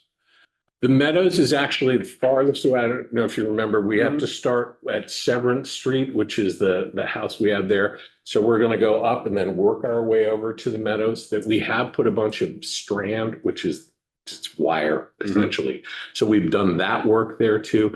There still are a few poles that we have to figure out. Are we going to go through the make ready process, or are we going to actually just drop down and dig a conduit to bypass them, because the make ready process is incredibly time consuming and expensive. So even however that works out, we have to go up Burniston Road and work our way over to that area. So we're going to go up Burniston, then we're going to go out to Barton Road, and we're going to do East Log Plain and I can't remember Log Road, West Log Plain, and sorry, I'm blanking on the others. It's all good. No. Yeah, but so- you're going to go the Barton Road route from 5 and 10. And then we're going to to the Meadows? No, we're going to start, but the first thing we need to do is go to what we call the local convergence point, because that will drive a huge portion of the north. We will then, after we get that set up and the laterals pulled there, then we will go to and build out from Coleraine and build up to the Meadows, and then up beyond the Meadows, up Green River Road, up to Arnold Lane and that area too. So how far do you go right now, just out of curiosity? I know it's a little bit, I'm giving a little bit of brevity here. We currently go just beyond the Route 2 interchange, and we get up to like Stoneleigh Burnham School and just a Sure. little. And how about on the western end? On the western edge, we get out to Thayer Road beyond Coleraine, but we haven't gone. Pretty much GCC. There. Pretty much, yeah. Okay. But we haven't gone north from there. Gotcha. We also will go out East Log Plain Road, but we've found a way to pay for that with a grant as well. That will connect over to like Lamplack and Adams Road. And then down Adams Road and down to the Greenfield Office Park. And that same grant will actually get us out. It will be a start. It's not everything, but it'll get us out Wisdom Way and down towards we're set to connect up the recycling center, the transfer station, and we'll be able to pull off of that. In addition to that, we are soon to start with the Weldon. We found a way to not do make ready work for the Weldon.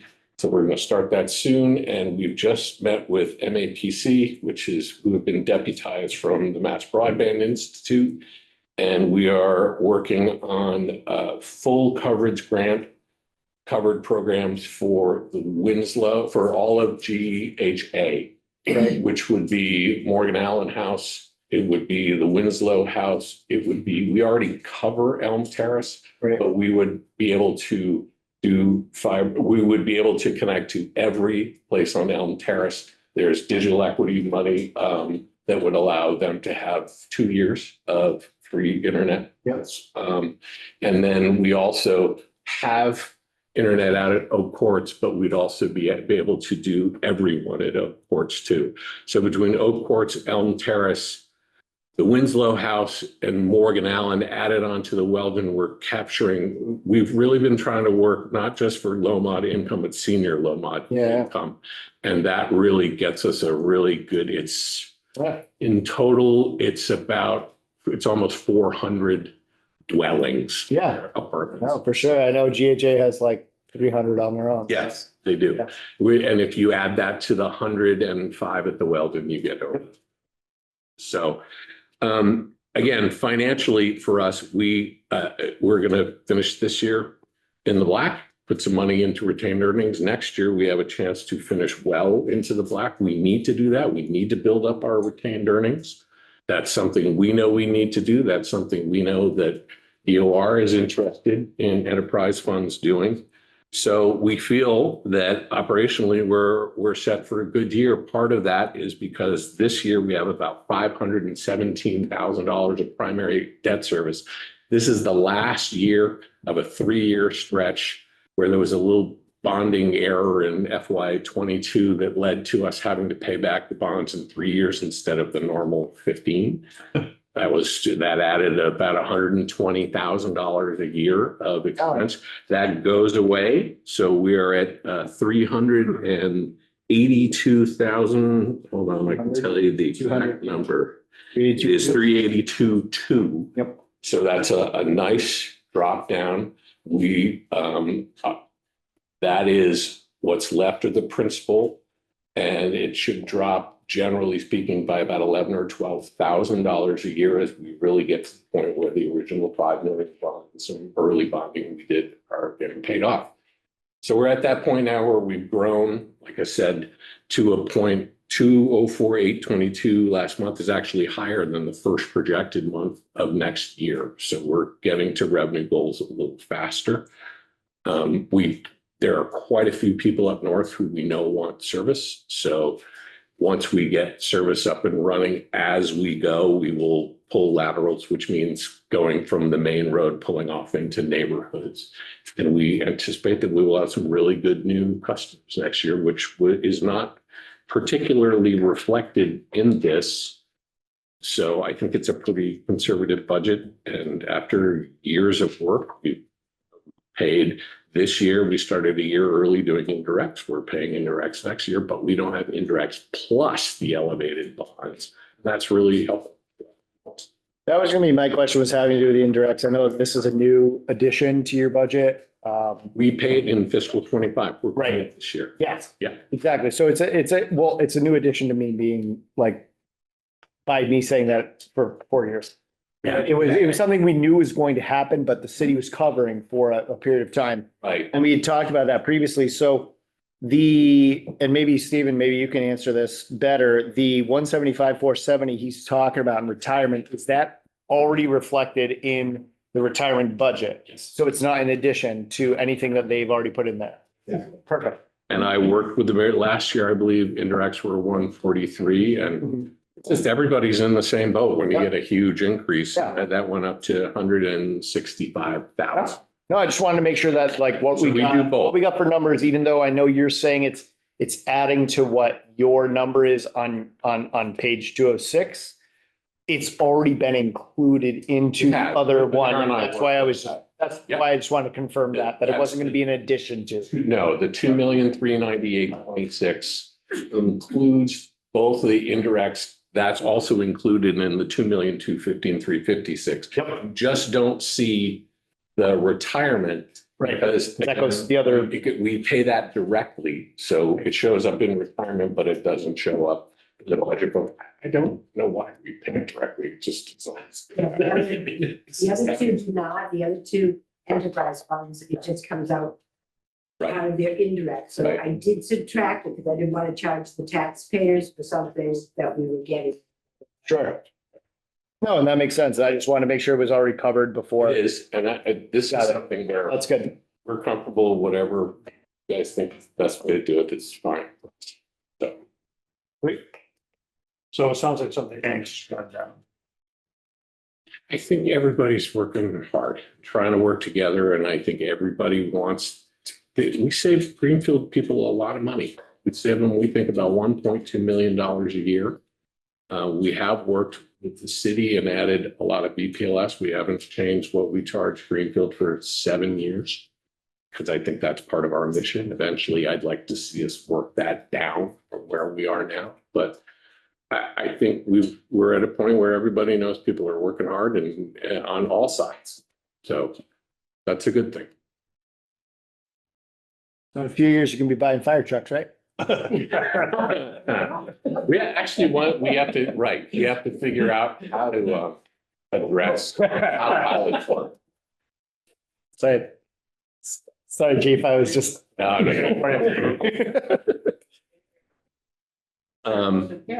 So any other questions? There's a few other things that have gone up and down. Last year, we had merchant account fees, which are what we charge we get charged for credit card fees. Last year, we thought we could offset that as an expense, but we've worked with the state, and what we have to do is leave it as, so that is bumped up a little bit, because now what we do to be in compliance with the Division of Banks directives about how you can pass through fees, we leave the fees in total and we reflect it. It's up, we have a line item called processing fee, and we do that. And that means when it happens, our third party can take out the process fees. We don't see it. GSEC gets none of that money. It's a complete pass through of processing costs. We did offer people an option to not pay any processing fees by switching over to ACH electronic checks. Hundreds of people have taken advantage of that. We do talk to people regularly about, because we're trying to do everything we can to keep every portion of internet and TV as inexpensive as possible.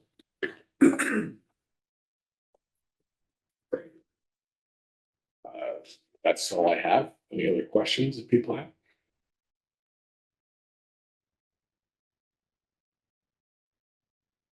Thank you. Thank you very much. Thank you. Thanks for hanging around. Have a good night, folks. All right, fire's up.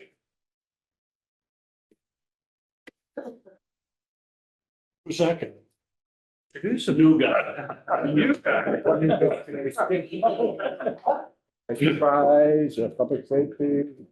Oh, it is public safety. Right. Never mind. I'm gonna need you to put on your real eyes before you ask me those questions. Before we get going, I've asked Deputy MacGyver, who has taken the role as Deputy Chief as of Sunday this week, to join us, so he can be a familiar face to the council. I grew up next door to him. I don't.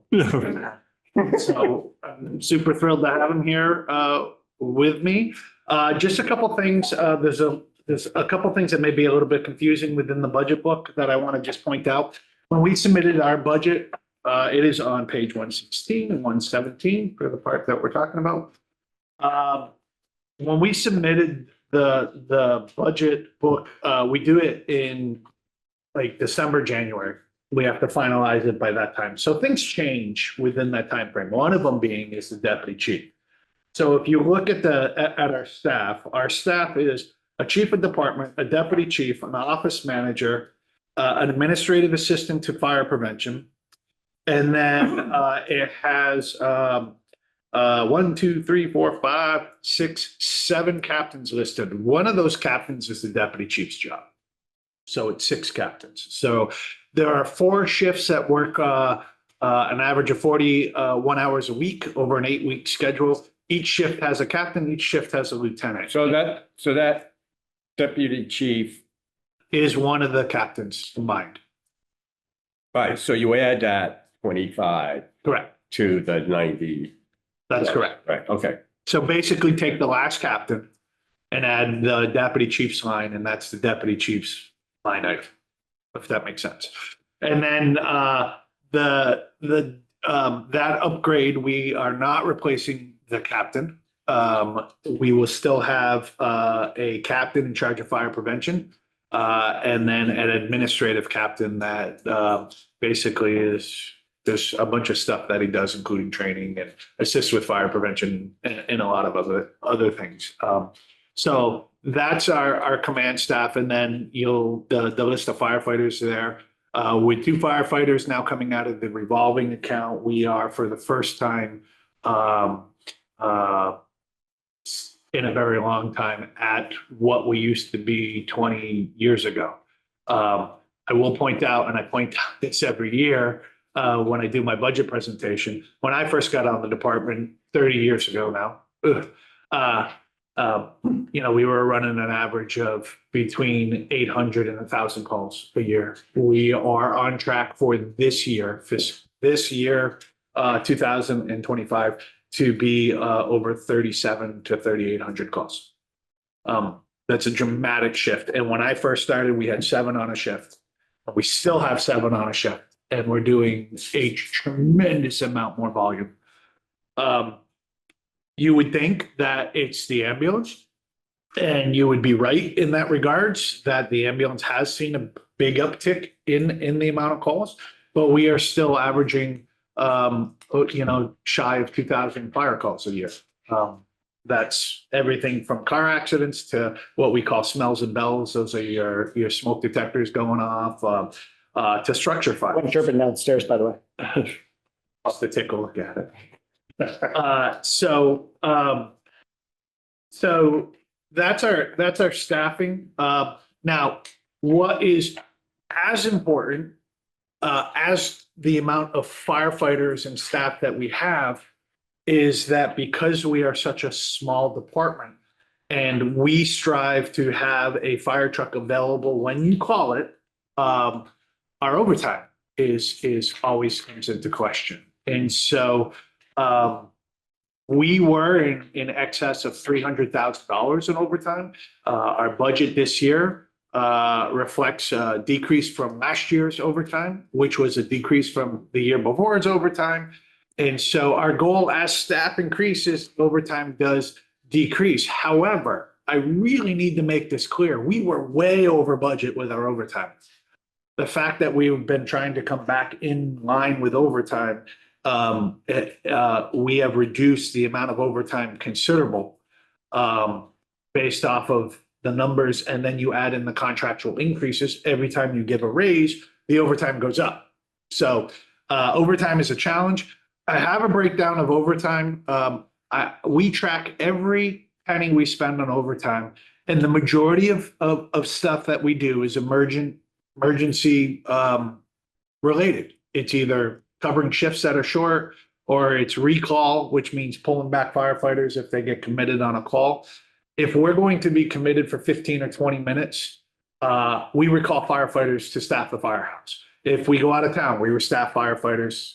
And then if we have a larger event, we bring in more help. So a structure fire for us could be anywhere from an additional group recall to the whole department recall. And I have it broken down, and I'm happy to share. But basically, our shift bills, we did about 702 hours worth of shift bills. We were up in the thousands for that when the staffing. We've seen an uptick in the last couple months because I have 3 firefighters that are out injured. One of them that's been a long-term injury. One of them that lucky to be here with us. He was involved in a structural collapse where the building fell on him. He still hasn't returned back to work. We're hoping that that's going to change. And then we have a mental health related firefighter that's been out for a little bit. So our overtime's crept up a little bit with that. To offset that, we have hired 2 new firefighters. They're in the training process. They're going to the academy. And when the summer's over, hopefully we have just about everybody up to speed in our shifts staff. Yes, sir. I had asked you this, and I don't see it in here, maybe I just overlook, receipts or trips, ambulance, I sent it to the clerk's office. okay? Maybe I got it, I didn't see it. It was a Maybe- while ago. Yeah. Do you know off the Yeah. top of your head what you brought in? So our ambulance receipts, not what's in the account, but our receipts has been averaging somewhere around 325 to 350. Some years it's been more, some years it's been less. We were really conservative about that revolving account. Because we knew that there's challenges with predicting emergency calls. And so I didn't want to build out an account where we have a lot of things that are charged to that and we don't meet the revenue to support that. And so we've kept that pretty well in check. I will tell you that we are spending more than we're bringing in now with the budget that we're going into. Which means that that's going to deplete over a year or two. We've taken $300,000 out of that for the fire apparatus. I'm happy to report, I'll change the subject real quick on that. I'm happy to report that the fire truck came in at 1.83, which means the savings is going back to the city, for the city. And the mayor has a bunch of projects she wants to get done that may help out with the project. In addition to that, the sale of the ladder truck is going to go, the funding for that is going back to the city. So there is some positives with that as well.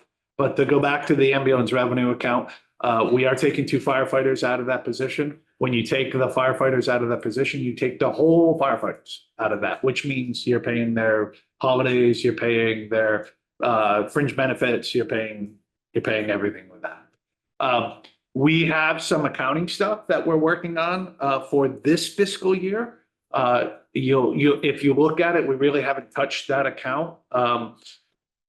We're going to do that at the end of the year because one of the things that we didn't do is when the contract was signed, we didn't come for a financial order asking for that increase into our budget. And the mayor wanted to do it rightfully so right away to show it. I asked if we could wait because in my opinion, I didn't want to go back and ask city council for 2 transfers if we were short another way.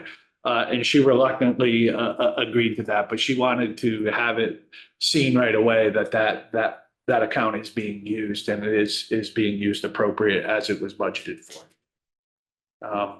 So I will follow up and get another up to date for you. We get it monthly, but yep. And the private ambulance service charge substantially more than you guys That could be true. Yes. do. So, We have no control over what they charge. well, my point is why don't you guys charge more? So that's a great question. That's a very lengthy conversation that I'll try to narrow in 2 Yeah, well, seconds. it doesn't have to be tonight, no. I'm hungry. You have to understand the difference with service. Well, this is a great question because people have it all the time. The primary ambulance service is what we call an ALS service. They're a paramedic service, which means that they can issue medication. They can do things like a doctor or a nurse can do out in the field. We provide a basic level. And you'll notice when we get to talking with that, we call in a lot of intercepts. That is ALS support for us. So it's usually an out-of-town ambulance that comes in and assists us. And they charge us a fee and we charge for the overall fee. But their fees, long story short, their fees are what they charge. They're a private ambulance company. We have a zero-based contract with them, which means that we don't subsidize them at all. What we do is for us to be able to have that zero-based contract, the workload is shared with the fire department. And the fire department does collect revenues and pays for the ambulance, most of the ambulance portion of it. Obviously not salaries, but it does help with the salary line items. So hope I'd answered that. Yeah.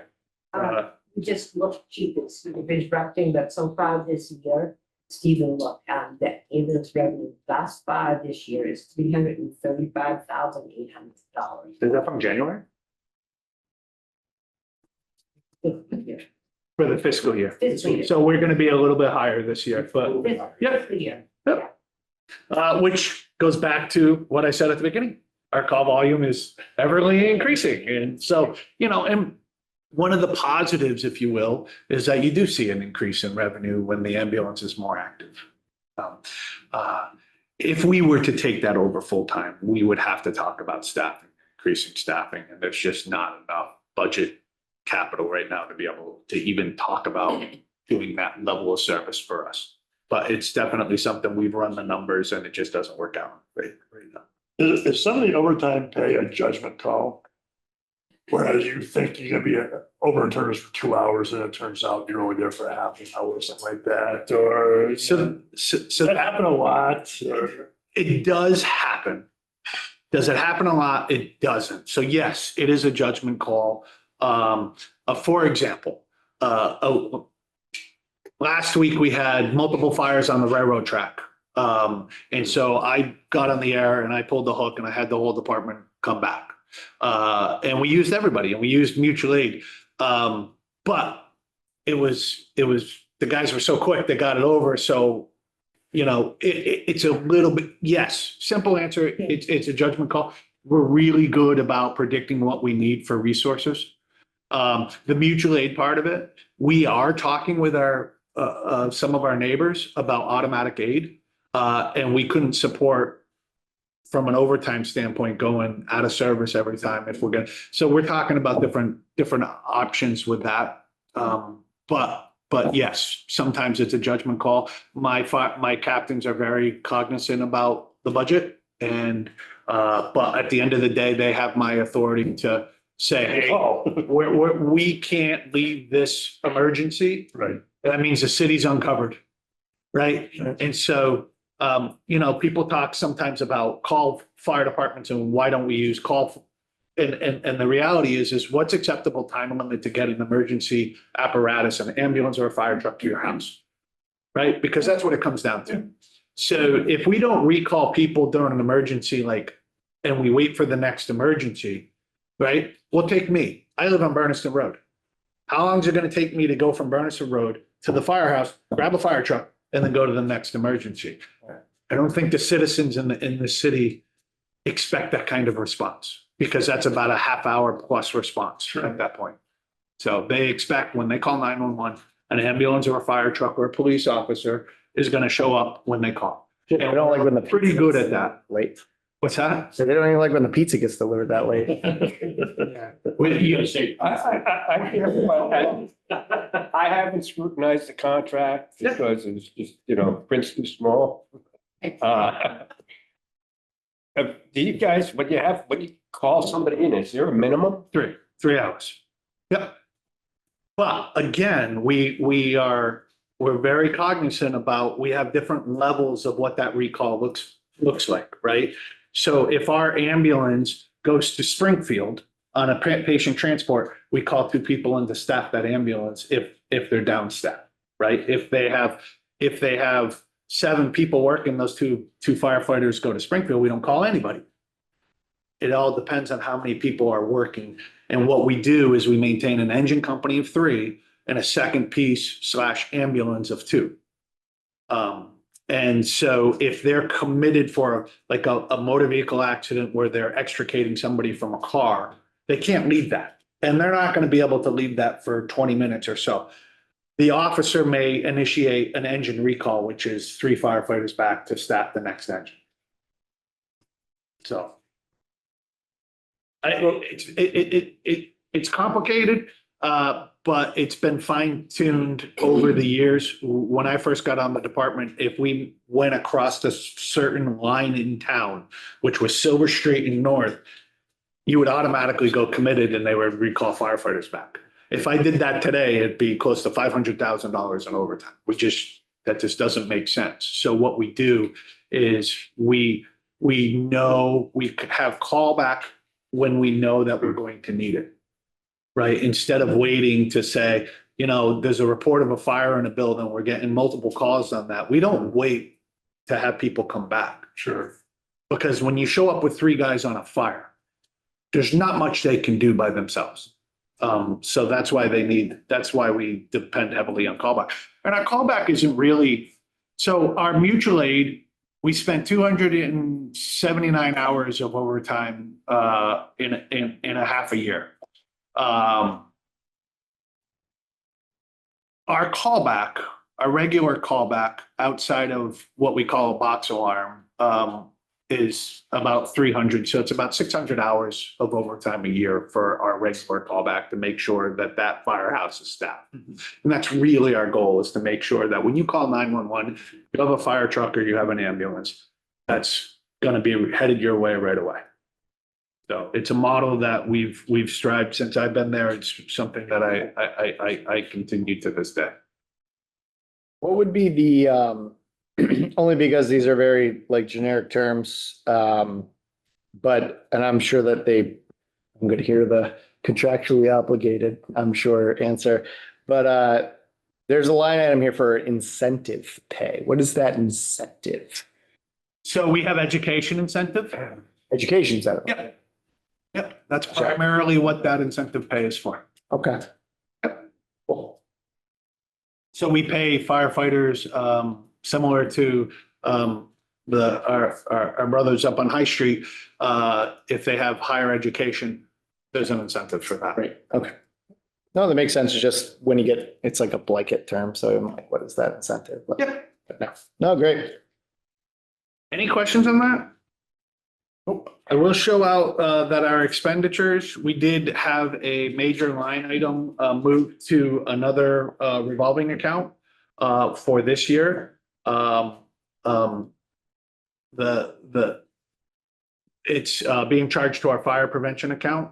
That is for this year, and next year we're gonna have to figure out a way to get it back in the budget, because I don't project that account will be able to support it going. You're talking about $80,000?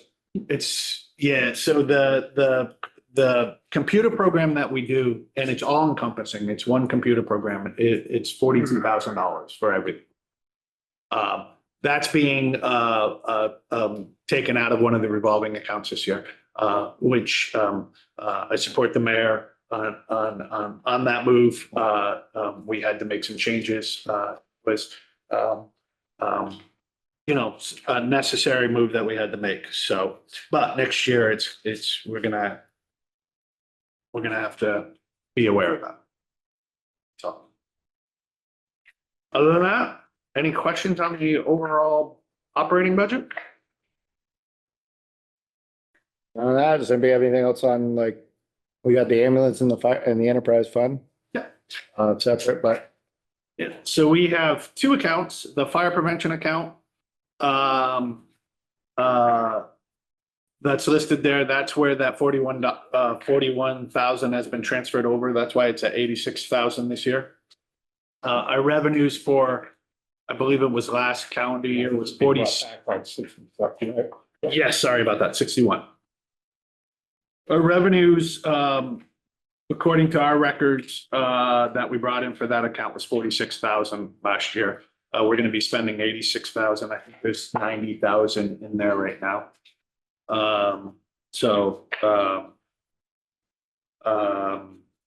And then the ambulance revenue account, we've talked about that. We've increased that to almost 400,000. So we're gonna be, spending about equal to what we're taking in for that.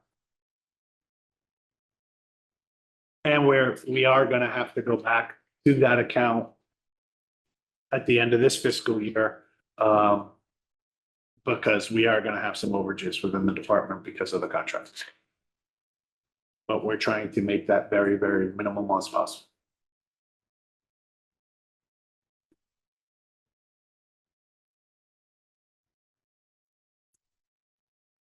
right now budgeting even, right? But you're saying there's right now about 90,000 in the account before this next budget year. Is that what you just said? I believe there's 90. There's 90,000 in it, but, they're going to be using 38,000 for software, 5,000 for some of the accounts that do that. And That's not listed in here. It is.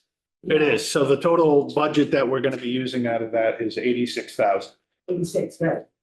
Using out of that, is a revolving account, 90,000, but it was a way to offset. Is that? I'm not seeing. 61. This is, I'm seeing 61 and I'm seeing like the funding source of 393 grand. The top of 61, 1580 for fire. Oh, fire prevention. Okay, sorry, I jumped down ambulance. No, it's okay. That makes a lot more sense to me now. So the third, I'll just get to tell you real quick, the line items of that, the overtime self-explanatory, there are, every time there's an event in town, and they're all on the weekends, every food truck, every event needs to have an inspection. That's primarily what that overtime is used for. Contractual services is a computer program that we talked about. Supplies are self-evident, and then the fire department vehicles are leases. Currently, there's 2 leases for the smaller vehicles.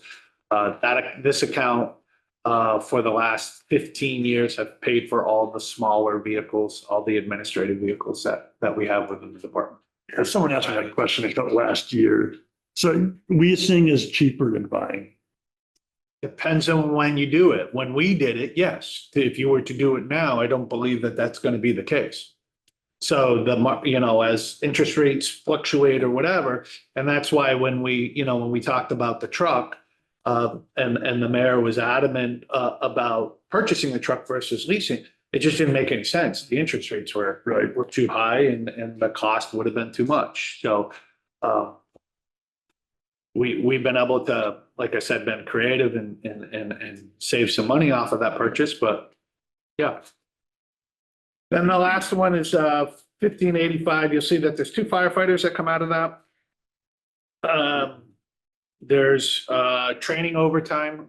So every firefighter that's in which they're all EMTs except for one, they all have to maintain their certification. Their certification's a minimum of 20 hours per person a year for training. That's where that training comes from.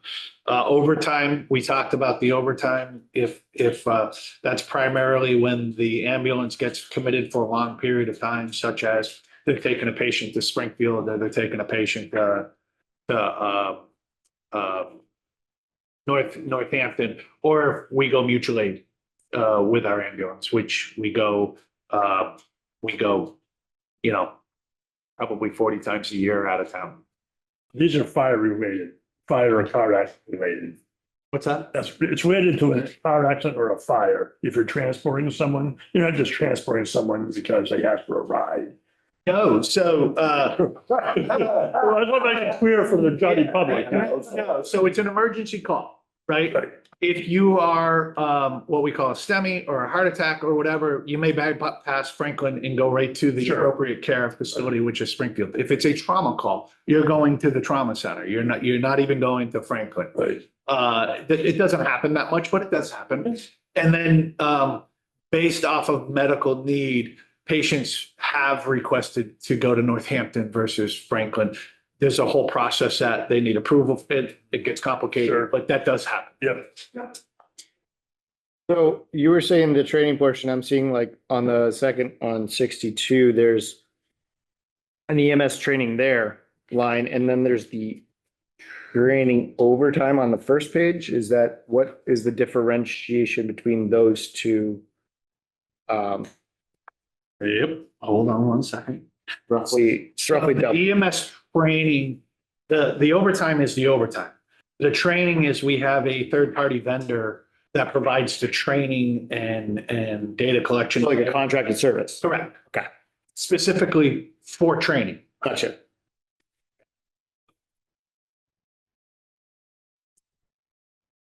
So, happy to answer any other questions on that. The last thing I'll end with is, mutual aid is always a discussion. So we always try to prepare to have that, because we do a lot of mutual aid. So, our mutual aid, out of town for fires, was 48 times. Means that we assisted anybody from Brattleboro, Vermont to anybody in Franklin County for mutual aid. We did it 48 times. We received mutual aid 45 times. Here's the caveat that with that.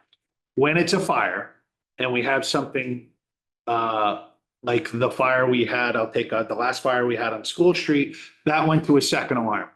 When we go to a second alarm, that's two different alarm levels. That's a first alarm and a second alarm combined together. That's 14 mutual aid companies that are moving throughout the county when we have a second alarm. So it may sound like we give a lot of mutual aid out. We receive a lot more in because you take a piece by piece, right? We send in one piece out of town. We don't send multiple pieces. When we have a fire and we're moving 14 companies throughout Franklin County and the surrounding areas, we get a lot more in than we give out.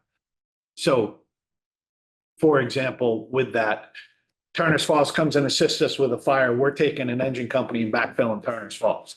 And it just not, it's a very complex system, but it works well to get the resources that you need on fire. Is that computerized? I mean, is there a formula? How does that work? I mean, We have alarm cards that we update regularly. It's kept at Shelburne Control. They are the Mutual Aid Coordination Center.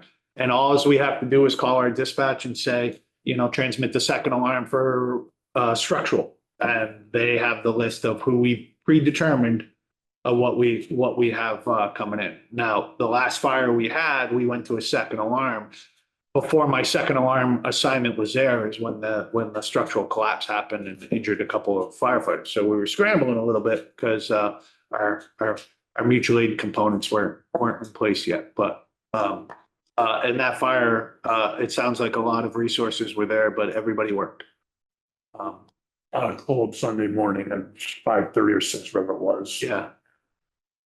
Yeah, it's a lesson for us in the fire service that things go bad quick. And we're hoping that our firefighter will make a speedy recovery and come back soon. So. I have a lot of questions. With our budget going next year, just so you know, I've already been in talks, and we are going to be going through the process again of looking at what we can do to eliminate some of the overtime. It's gonna be really tight next year for the overtime. That's it every year, and we are looking at possibly making some adjustments. I don't know where, because any adjustment we make with overtime at the end of the day comes down to coverage of the city. So. Thank you. Appreciate it. Thank you. Last but certainly not least. Saving Thanks for hanging out, guys. At least you guys are warmed up now. Yeah, I mean, you got first last year, so, yeah. These are just a list of things we have accomplished in the last year and what we hope to accomplish in the coming year.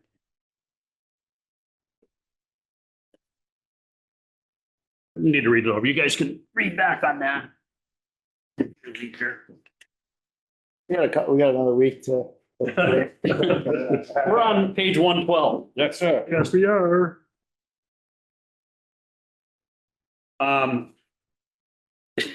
In referencing some of the earlier conversation, you look at the budget and you'll see that it absolutely looks like I swung for the fences on this. What you see though is actually I had put a request for 3 cruisers in the budget request. That's the biggest increase. That was ultimately removed and went through capital. So that was the biggest thing. I added, or at least hope to add in several areas of expenses. Simply because over the past several years, we had been cut quite a bit in a lot of different areas. So I'm trying to rebuild some of those funding sources for training, equipment, things of that nature. But, and again, the mayor and I talked, I'm not opposed to any part of this. I think in terms of expenses for next year, it's definitely going to be tight, but I think everybody's doing their part and we will do our part as well. A concern I have, and the mayor's aware of it now, is if you look at the expenses, you guys can direct me as you will, but I'm jumping down to expenses. The vehicle repairs and maintenance line, which is the first one, I put in for $32,000.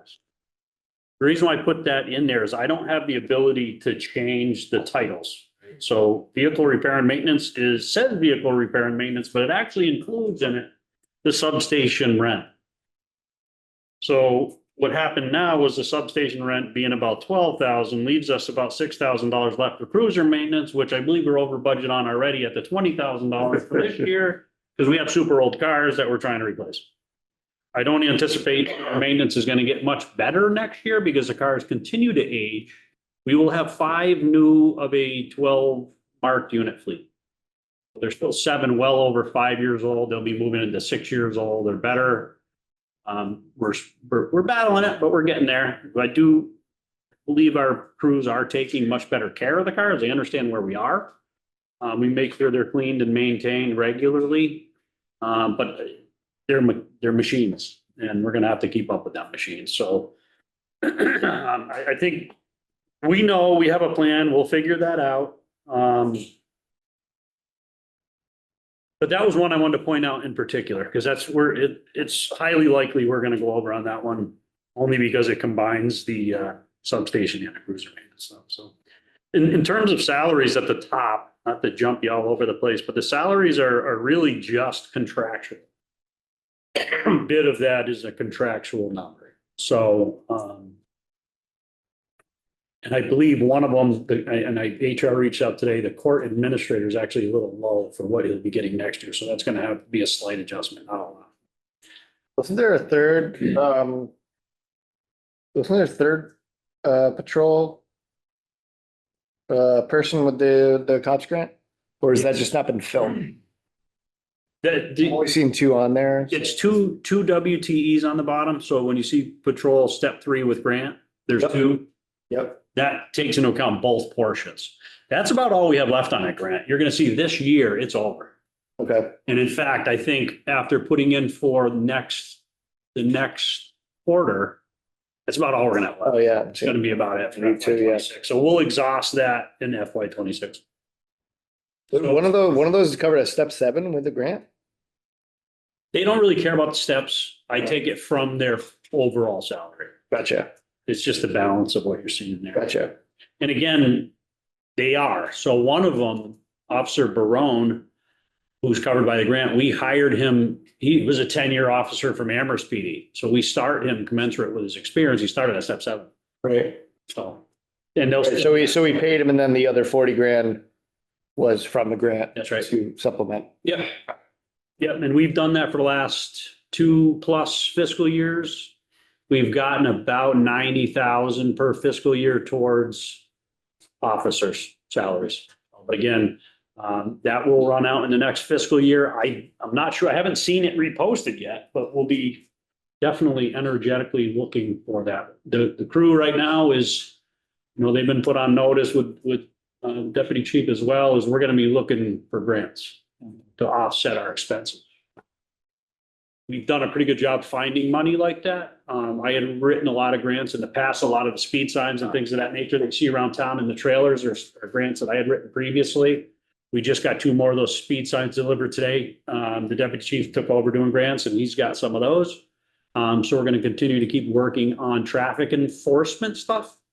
And those signs work well. I think it works better, and I get yelled at all the time, is the cars that we put out in the middle of Country Club Road. And I think it works. I'm gonna hit that with a golf ball. I think it works. You slowed down. It works. It works magically, and this city pays nothing for that enforcement, so it's great, yeah. So again, expenses are down, but I think everybody's expenses are down. Like I said, Carol talked a little bit. We did order, we started the conversation today about 3 new cars that we appreciate this crew approving for capital. One of them will be an electric vehicle. So That's gonna be a patrol car? it'll be a patrol truck. It's gonna be the Ford Lightning. Yep. You already talked about that. Yep. MHQ doesn't have it in stock. But what we heard from them was it's only gonna be about a month longer than a normal car. I believe they do have some hybrids still in place. I'm not sure. They're not really recommending them at this point. There's been a really heavy increase in maintenance required on these hybrids. I think they put the cart before the horse a little bit on the hybrids. Particularly when you're talking about upfitting all the police accessories into them. I think that's where we really run into the problems, is it really burdens the system. So, in fact, the last two we got were straight gas cars. That was my fear when I was bringing this up at the last council meeting is I'm happy to hear that one of the three that we're going to purchase is going to be, electric vehicle. However, that is something we ran into not only in this industry, in a lot of industries, is, putting the cart before the horse. Like we want it to work. And, so when I said there really isn't the technology there. And, it was alluded to that like, well, East Hampton has one. I'm like, yeah, but East Hampton has one. Like, if we have one car and we try it out, Irving has one. I don't wanna put our 3 purchases of new cruisers all into a hope. Like, okay, if we do 1 out of 3, that sounds reasonable to me. And if it ends up, we find out great that works out, we go to purchase ones in the next year or 2 years to replace our fleet, and it actually is functional. But we ran into that with the hybrid cars there. We've run into it in so many other parts of like business and parts of the world where our aspirations are bigger than what we can actually attain. And I'll say this for anyone listening out there who thinks they're gonna bring the goddamn gas blower ban up. That ain't happening. Electric. It's not gonna happen. It just doesn't exist for that exact reason is I like this method of trying out with one of the 3 purchases that we have. But if we all of a sudden invest a bunch of money in getting 3 electric cruisers and we find out they're shit, now we have 3 shitty cruisers like for the next $100,000. Right. And again, so when I Exactly. was approached on this, I've never been, contrary to what many have said. Now, and there's many on both sides of this issue. Yeah. The vast majority will come to me and say, it'll never work. I'm not going to say that. Right. I won't say that. And some say it's the only way. It's the only, and I'm not going to say that either. What I need to do, and Carol and I worked very well together on this, was give me one. Yeah. Give me one. We will put it through the paces legitimately like we're putting through any other patrol car. Mm-hmm. And we're going to report back to you. This one's gonna be a truck, a It's a truck. pickup truck. But it'll be used exactly like any other car. Right? It's on an F-150 frame, but It's I mean, an SUV. it's what it is. Right? So what we're going to do is we're going to hopefully create in the midst of this without any other people, we're going to designate a person per shift to basically own this truck as a road safety unit. And if there's been a lot of incidents over the years that we've been on that people, although they think they want to see, they shouldn't see. And so we've spent a little bit of money again on grants where I bought through grants what we call our scene screens. I've seen. Right? We can put these up around major traumatic accidents, or we had a person pass away in his car on the side of Federal Street. We don't want people driving by, and people don't want to see that, I can assure you. So the individuals assigned to this truck, the road safety truck, will be responsible to bring that stuff to these scenes. When we have a microburst that shuts down 40 streets in Greenfield, this will be loaded with police tape, stanchions, folding road clothes stuff, all the stuff required, flares, the whole gamut. They'll be the first to go. They'll set this up. Now, we do have DPW. The conversations have happened in the past, but they usually, like the fire chief said, call a firefighter. Well, it's even slower for DPW, and that's not a criticism. They're home watching TV, and they're called. They have to come in, get to the DPW, grab their truck, put the stuff in the truck because they empty their trucks at the end of shift. We're already out there rolling. So in safety, in scene safety, this truck and the individuals in the truck will be spreading out the safety stuff to secure the scenes of these things. So we have a plan for the truck. And at the end of this, I want to give an accurate report. A straight, accurate report as to whether or not an electric vehicle actually works for police departments. I want to see it in the heat. I want to see it in the cold, and it's going to be deployed just like every other car. Carol's working with us. She's hopefully going to secure some funding to put a 2-place charger at the PD. We'll do that on High Street side so that we're not trenching across the driveway to put a charger in our Sally for. It doesn't make any sense. We'll park this right along the High Street side of the yard, and they'll have 2 places for it. So it'll start our array, maybe. And if this vehicle works, we already have a second that we can do if we acquire another one. So we're doing everything, in my opinion, we're doing everything to try to make this police department match the city. I've taken the entire last year. We've reflected upon things that we've done. One of the very first things I did was not replacing myself as a lieutenant. I dropped that position. We had 3 lieutenants. I dropped that position. I said, I want to put that on the bottom, out on the ground, out on the road. So that's where we started, because what we wanted to create was that downtown business district person. We wanted to create and expand on our community impact unit stuff. And that's what we've done. And again, some of the expenses that are requested in here was to augment those operations, right? So I'll give you one example was, it's one that's down, it's under prisoner meals. So I had asked for $2,500 in prisoner meals. That, again, I can't change the titles of them. But what that was actually for was for the CIU, the Community Impact Unit. Now Lieutenant Batinsky set up a lot of initiatives throughout the course of last year that got us really involved with the unhoused, children all over the place. We did trunk or treat. And I ended up sending one of the lieutenants with my debit card to BJ's to buy more candy because it was a bigger hit than we ever anticipated it was going to be. And I certainly didn't want to run out of candy, right? So we're doing all kinds of things like that. So I put that in there, but I understand, again, we're all doing our part. That was cut down to 500. We're not going to hit the taxpayers with that if we can help it. But a lot of the requests were quite simply because we're trying to expand on those services. I was kind of hoping to pull on more civilians as the civilian liaison thing that we could have maybe pulled from some of those areas there. That would have been people sitting in the substation or walking around with our downtown business district individuals that we have working. So again, it was very responsibly reviewed and cut, and this is where we're at. I did, like I said, I did shoot for the fences, and we ended up where we ended up. We'll get through it. Sure, we can get through it with this, but expenses will be tight. Okay. Every department. It's happened to every department. I have a question, because it's a pretty big cut in the schooling tuition. I don't know if you could talk about that from 25,000 to 10. I know what the mayor did on most of these things. She's going to look at where we're at right now on our current budget year with respect to those items. And again, I don't have the actual wording of what's in there. I'm hoping that means schooling and tuition. My assumption was everything keeps getting more and more expensive.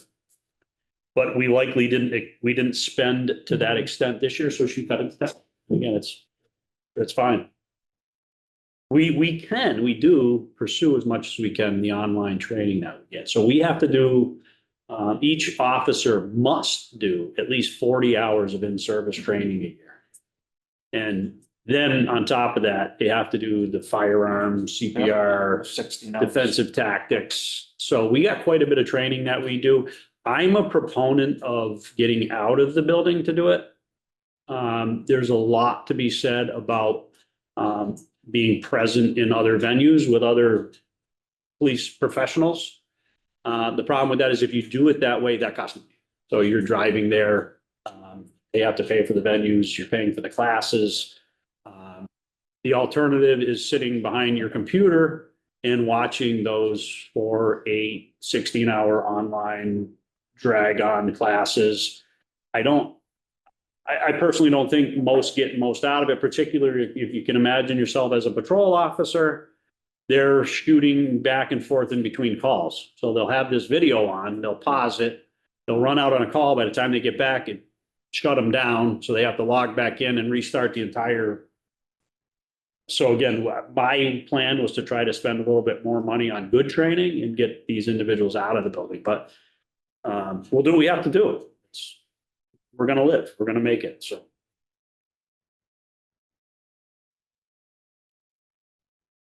I actually have good news. Really? You want to share that one? You want to leave with that? Well, 2 good things. So the the MPTC, Mass Police Training Commission, increased the rate for an academy. They doubled it. They doubled the rate, right? So we budget for that. If you see academy training, 32,000. That was for the way it works. You've seen that we offer that sign-on bonus. That worked good for about 5 minutes. We already can't get anybody else. But the academy tuition went after these numbers were written down doubled. Well, the delegation went to work and managed to offset it. It went back to what they were charging us. So we're safe there. The only other concern we have is co-response. For any of you up to speed on the co-response program, co-response is really a jail diversion program, but it's more than that. It's actually a hospital diversion and a jail diversion. It's really, it combines civilian crisis technicians with police officers. And right now, we live that program off grant money, $300,000 a year total, 200 to CSO, 100 to us. What we're able to do with that money is buy all the gear and equipment we need. The deputy chief buys a lot of those little knickknacks we give young people, the little squeezy hats and all that kind of stuff that we also do at the truck or treat. That grant pays for a lot of those things as long as you have a little thing on it that says co-response on it. So we put everything in our world says co-response, so the grant pays for it. But they're threatening a massive cut up. That's too bad. Massive cut to the tune of 18, right now it's 18 million and they're going down to 2.8 million, I think. Wow. Big. The state is doing that? So the delegation is working hard on that one. We'll know in the next few months. I think we would continue to do this program. I think CSO would continue to do what we're doing. Come on up anytime and take a look. We have an office dedicated to our correspondents. They have their own room. They mix with us. If anybody knows how our culture was historically, you don't let anybody in the door. And they are part of us. They are in fact a part of our agency. In fact, officers on a regular basis are calling for them.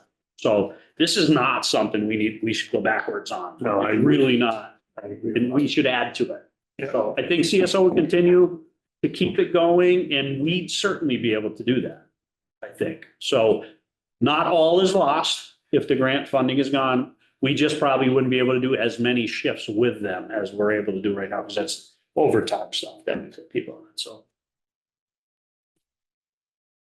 Any questions? I was just thinking about last year when we were sitting here. Green. Green. Green. No, he's green. No, he's green. He's green and green. And a few incidents have happened in the community in the last few weeks. And it just shows how far we've come. And it's mostly because of you guys, so thank you very much. Just the culture is different, the attitude is different. You don't hear as much negativity. There's still those who can't help themselves. But in general, it's a more positive, hopeful, growing atmosphere for the city because of you guys. I appreciate it. I appreciate all those who care and who have reached out. I appreciate the contact. We really are trying to do the right thing. I said it day one in taking this position, I have no ulterior motives. I don't. The city spends a lot of money on a police department. And as a result of that, they deserve a police department that does what they need it to do. I don't believe we're wasting money. We're doing everything in our power to save money. One example was the dispatch center. As we're out there smiling and waving and hanging out with people and doing our walks on Main Street, we actually went to work, and that you can notice I don't leave anything alone. I'm beat up on everything I do, but I looked like that when we were tearing the dispatch center apart too. So we brought our tools in, we went to work on it. When things happen that you're sort of suggested, it's hard. I'm a human. I take things personal, and I know he takes them more personal than me. He'll be in a funk for a week and I got to rub his head, but I bring him back. All right. But again, it's hard. I got to interrupt. I don't know if everybody here, I have seen that dispatch center and looks like freaking Star Trek in there. Anybody, please come up and take, we're very proud of that. We're slowly trying to make the rest of the department look at least something similar to that. It's not a quick process, but we're definitely proud of the dispatch center.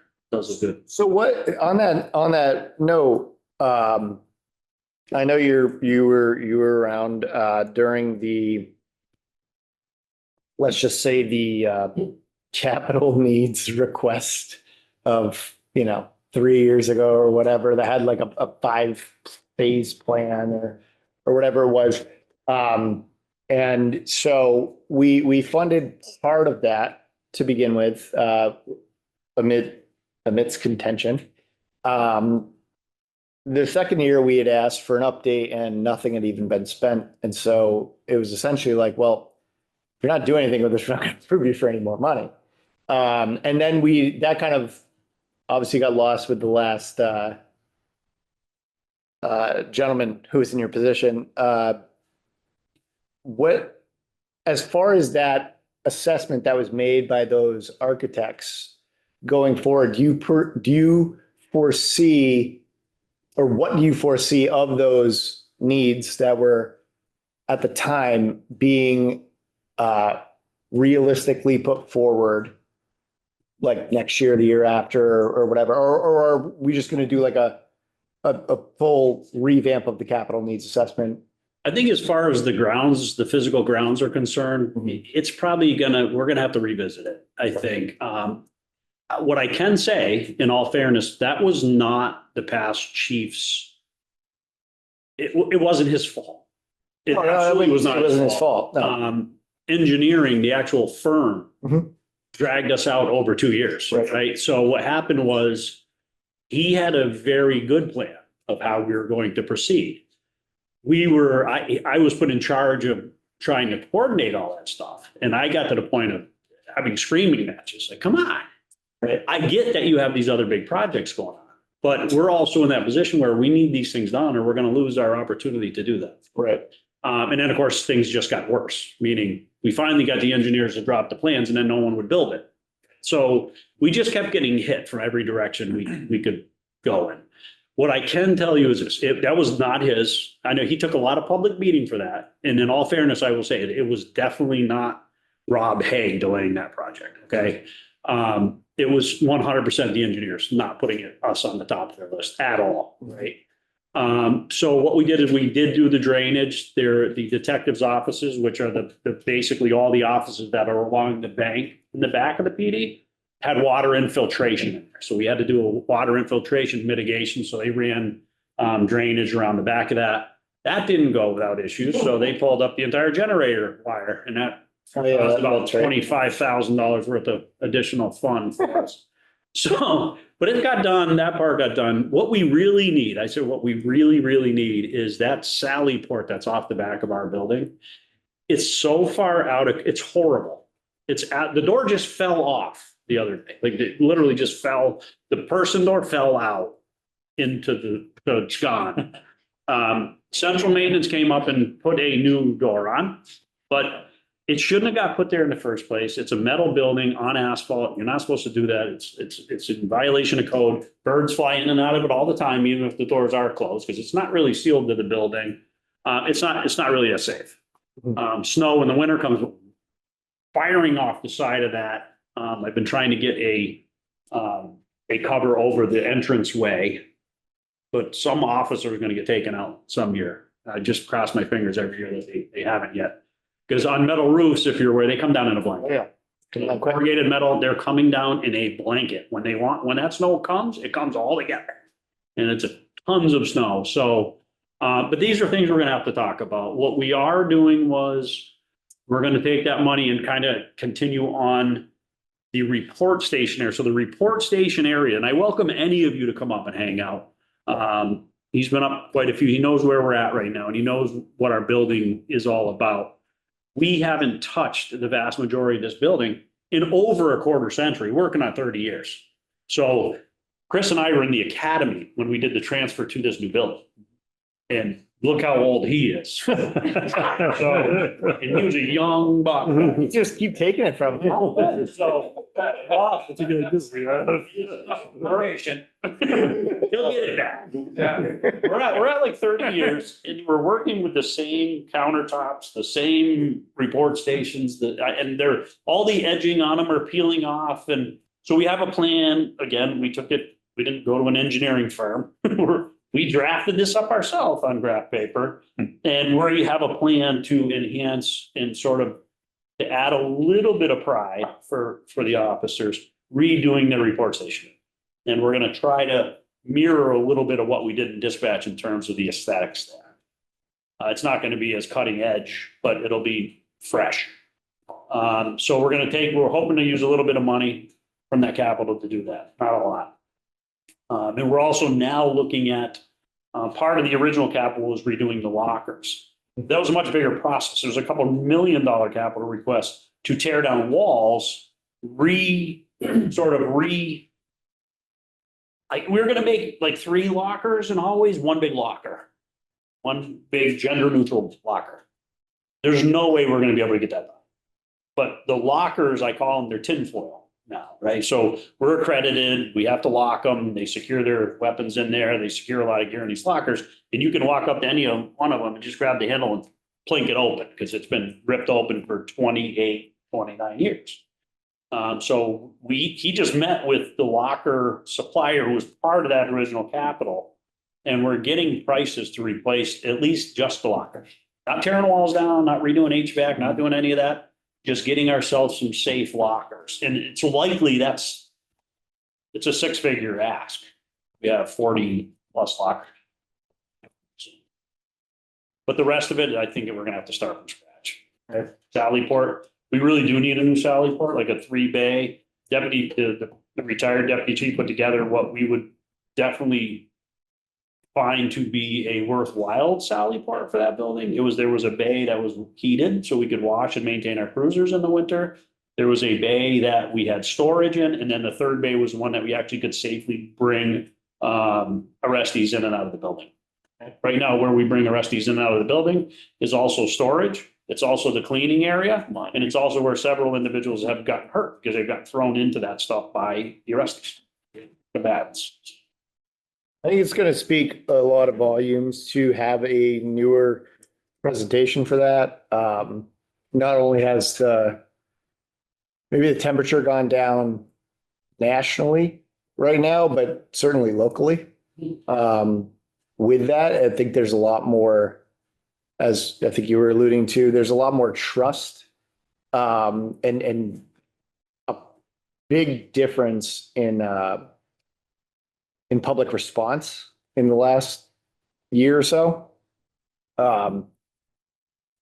That I think that would be something that would be good to see is a fresh look at that and a fresh kind of presentation on what is actually needed. There was a lot of course, I've cautioned a lot of folks, and I have to remind myself of this often as well, is, we're not in those departments. We're not in the departments. We shouldn't be making those logistical decisions. We rely on the directors of certain departments or whatever, chiefs in this department, to make those calls. And ultimately, yes, it comes down to a financial thing. And that's where we come in. I wasn't a big fan of where some of the talks went a few years ago. They seemed a little spiteful. They seemed a little bit self-motivating. But I won't say, well, I say that without not saying that the response from the previous administration, if you will, didn't help. And I think that that's something that we've all gained now. And I think that it's like I said, it's a good time, and it's a good place to do like a good start over. And so having a fresh look at those, whatever those capital requests might be, because we all know, I'm sure you know more than anybody else, there's not gonna be a new building. There's not gonna be a new building in this town for like at least 10 years. Because it's a fair point, and we did talk about that. The committee came up to look around, and And essentially, the common sense approach to that is I wouldn't anticipate putting millions into this building if even in 10 years they're gonna buy it, right? But what I said was only put into it what you can get something back from, right? So if you put an addition on this building, I'm assuming it increases its market value. So it's not a loss if you do that. Right. And certainly if those areas that you enhance on those buildings aren't super like exclusively police type things, like a 3-bay garage isn't just something a police department can use, right? So and again, I said, that's something we would have to look at. You know, it's already got a cell area. That's our police thing. It's got a booking area that could use some enhancements in it. But and again, what we talked about was like an outdoor, moving the Sallyport from against the hill to the middle.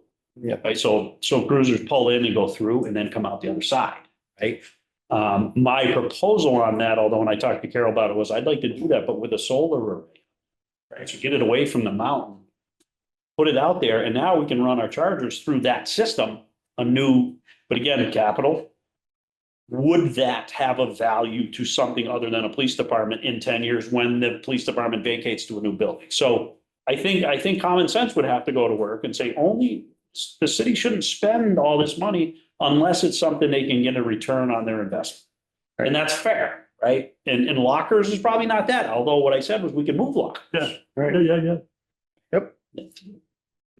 No, ROI is one of those great terms we love in finance. You guys and the sheriff's department, you have 2 different booking systems, correct? Us and sheriff? Yeah, like for instance, if you make an arrest and you get, and you bring an arrestee through your Sallyport, when he ends up at the Elm Street College, he's gonna go through their Sallyport That's again. They book him a whole other different way. So it's.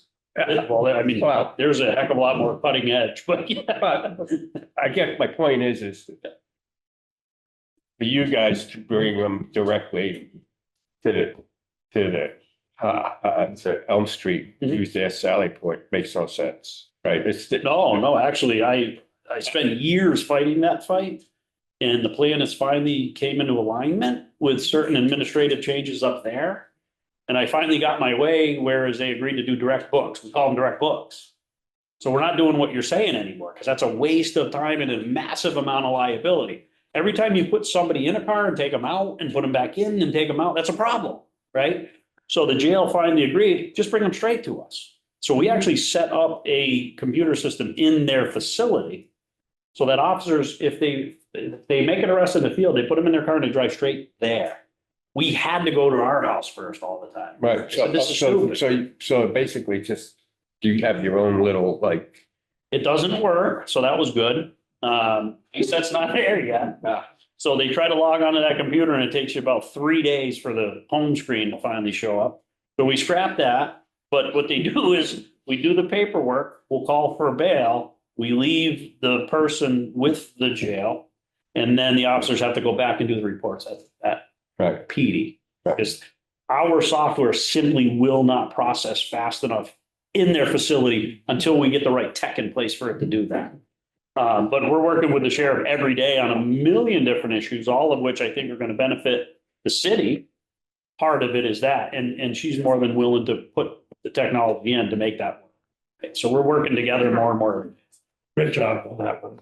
Good job. It's been good. Yeah. They're everywhere. I mean, you guys work hand in hand. Oh, we're doing it. They're part of us now too. It's two shifts. Cool. It's a positive note to land on, isn't it? If there is no other questions.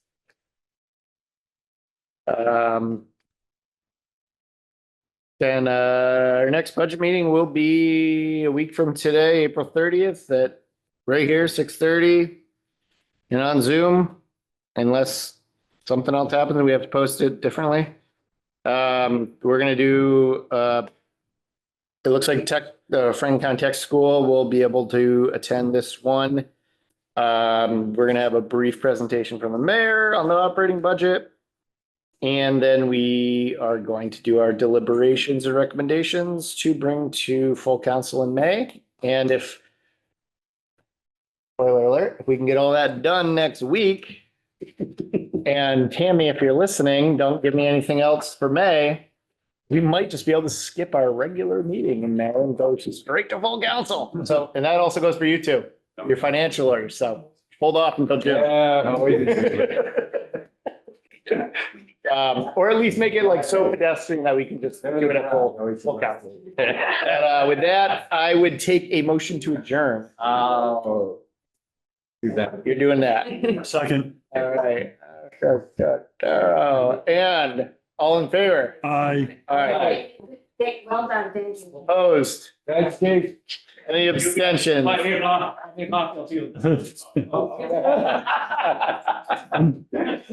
we are adjourned. 10 o'clock.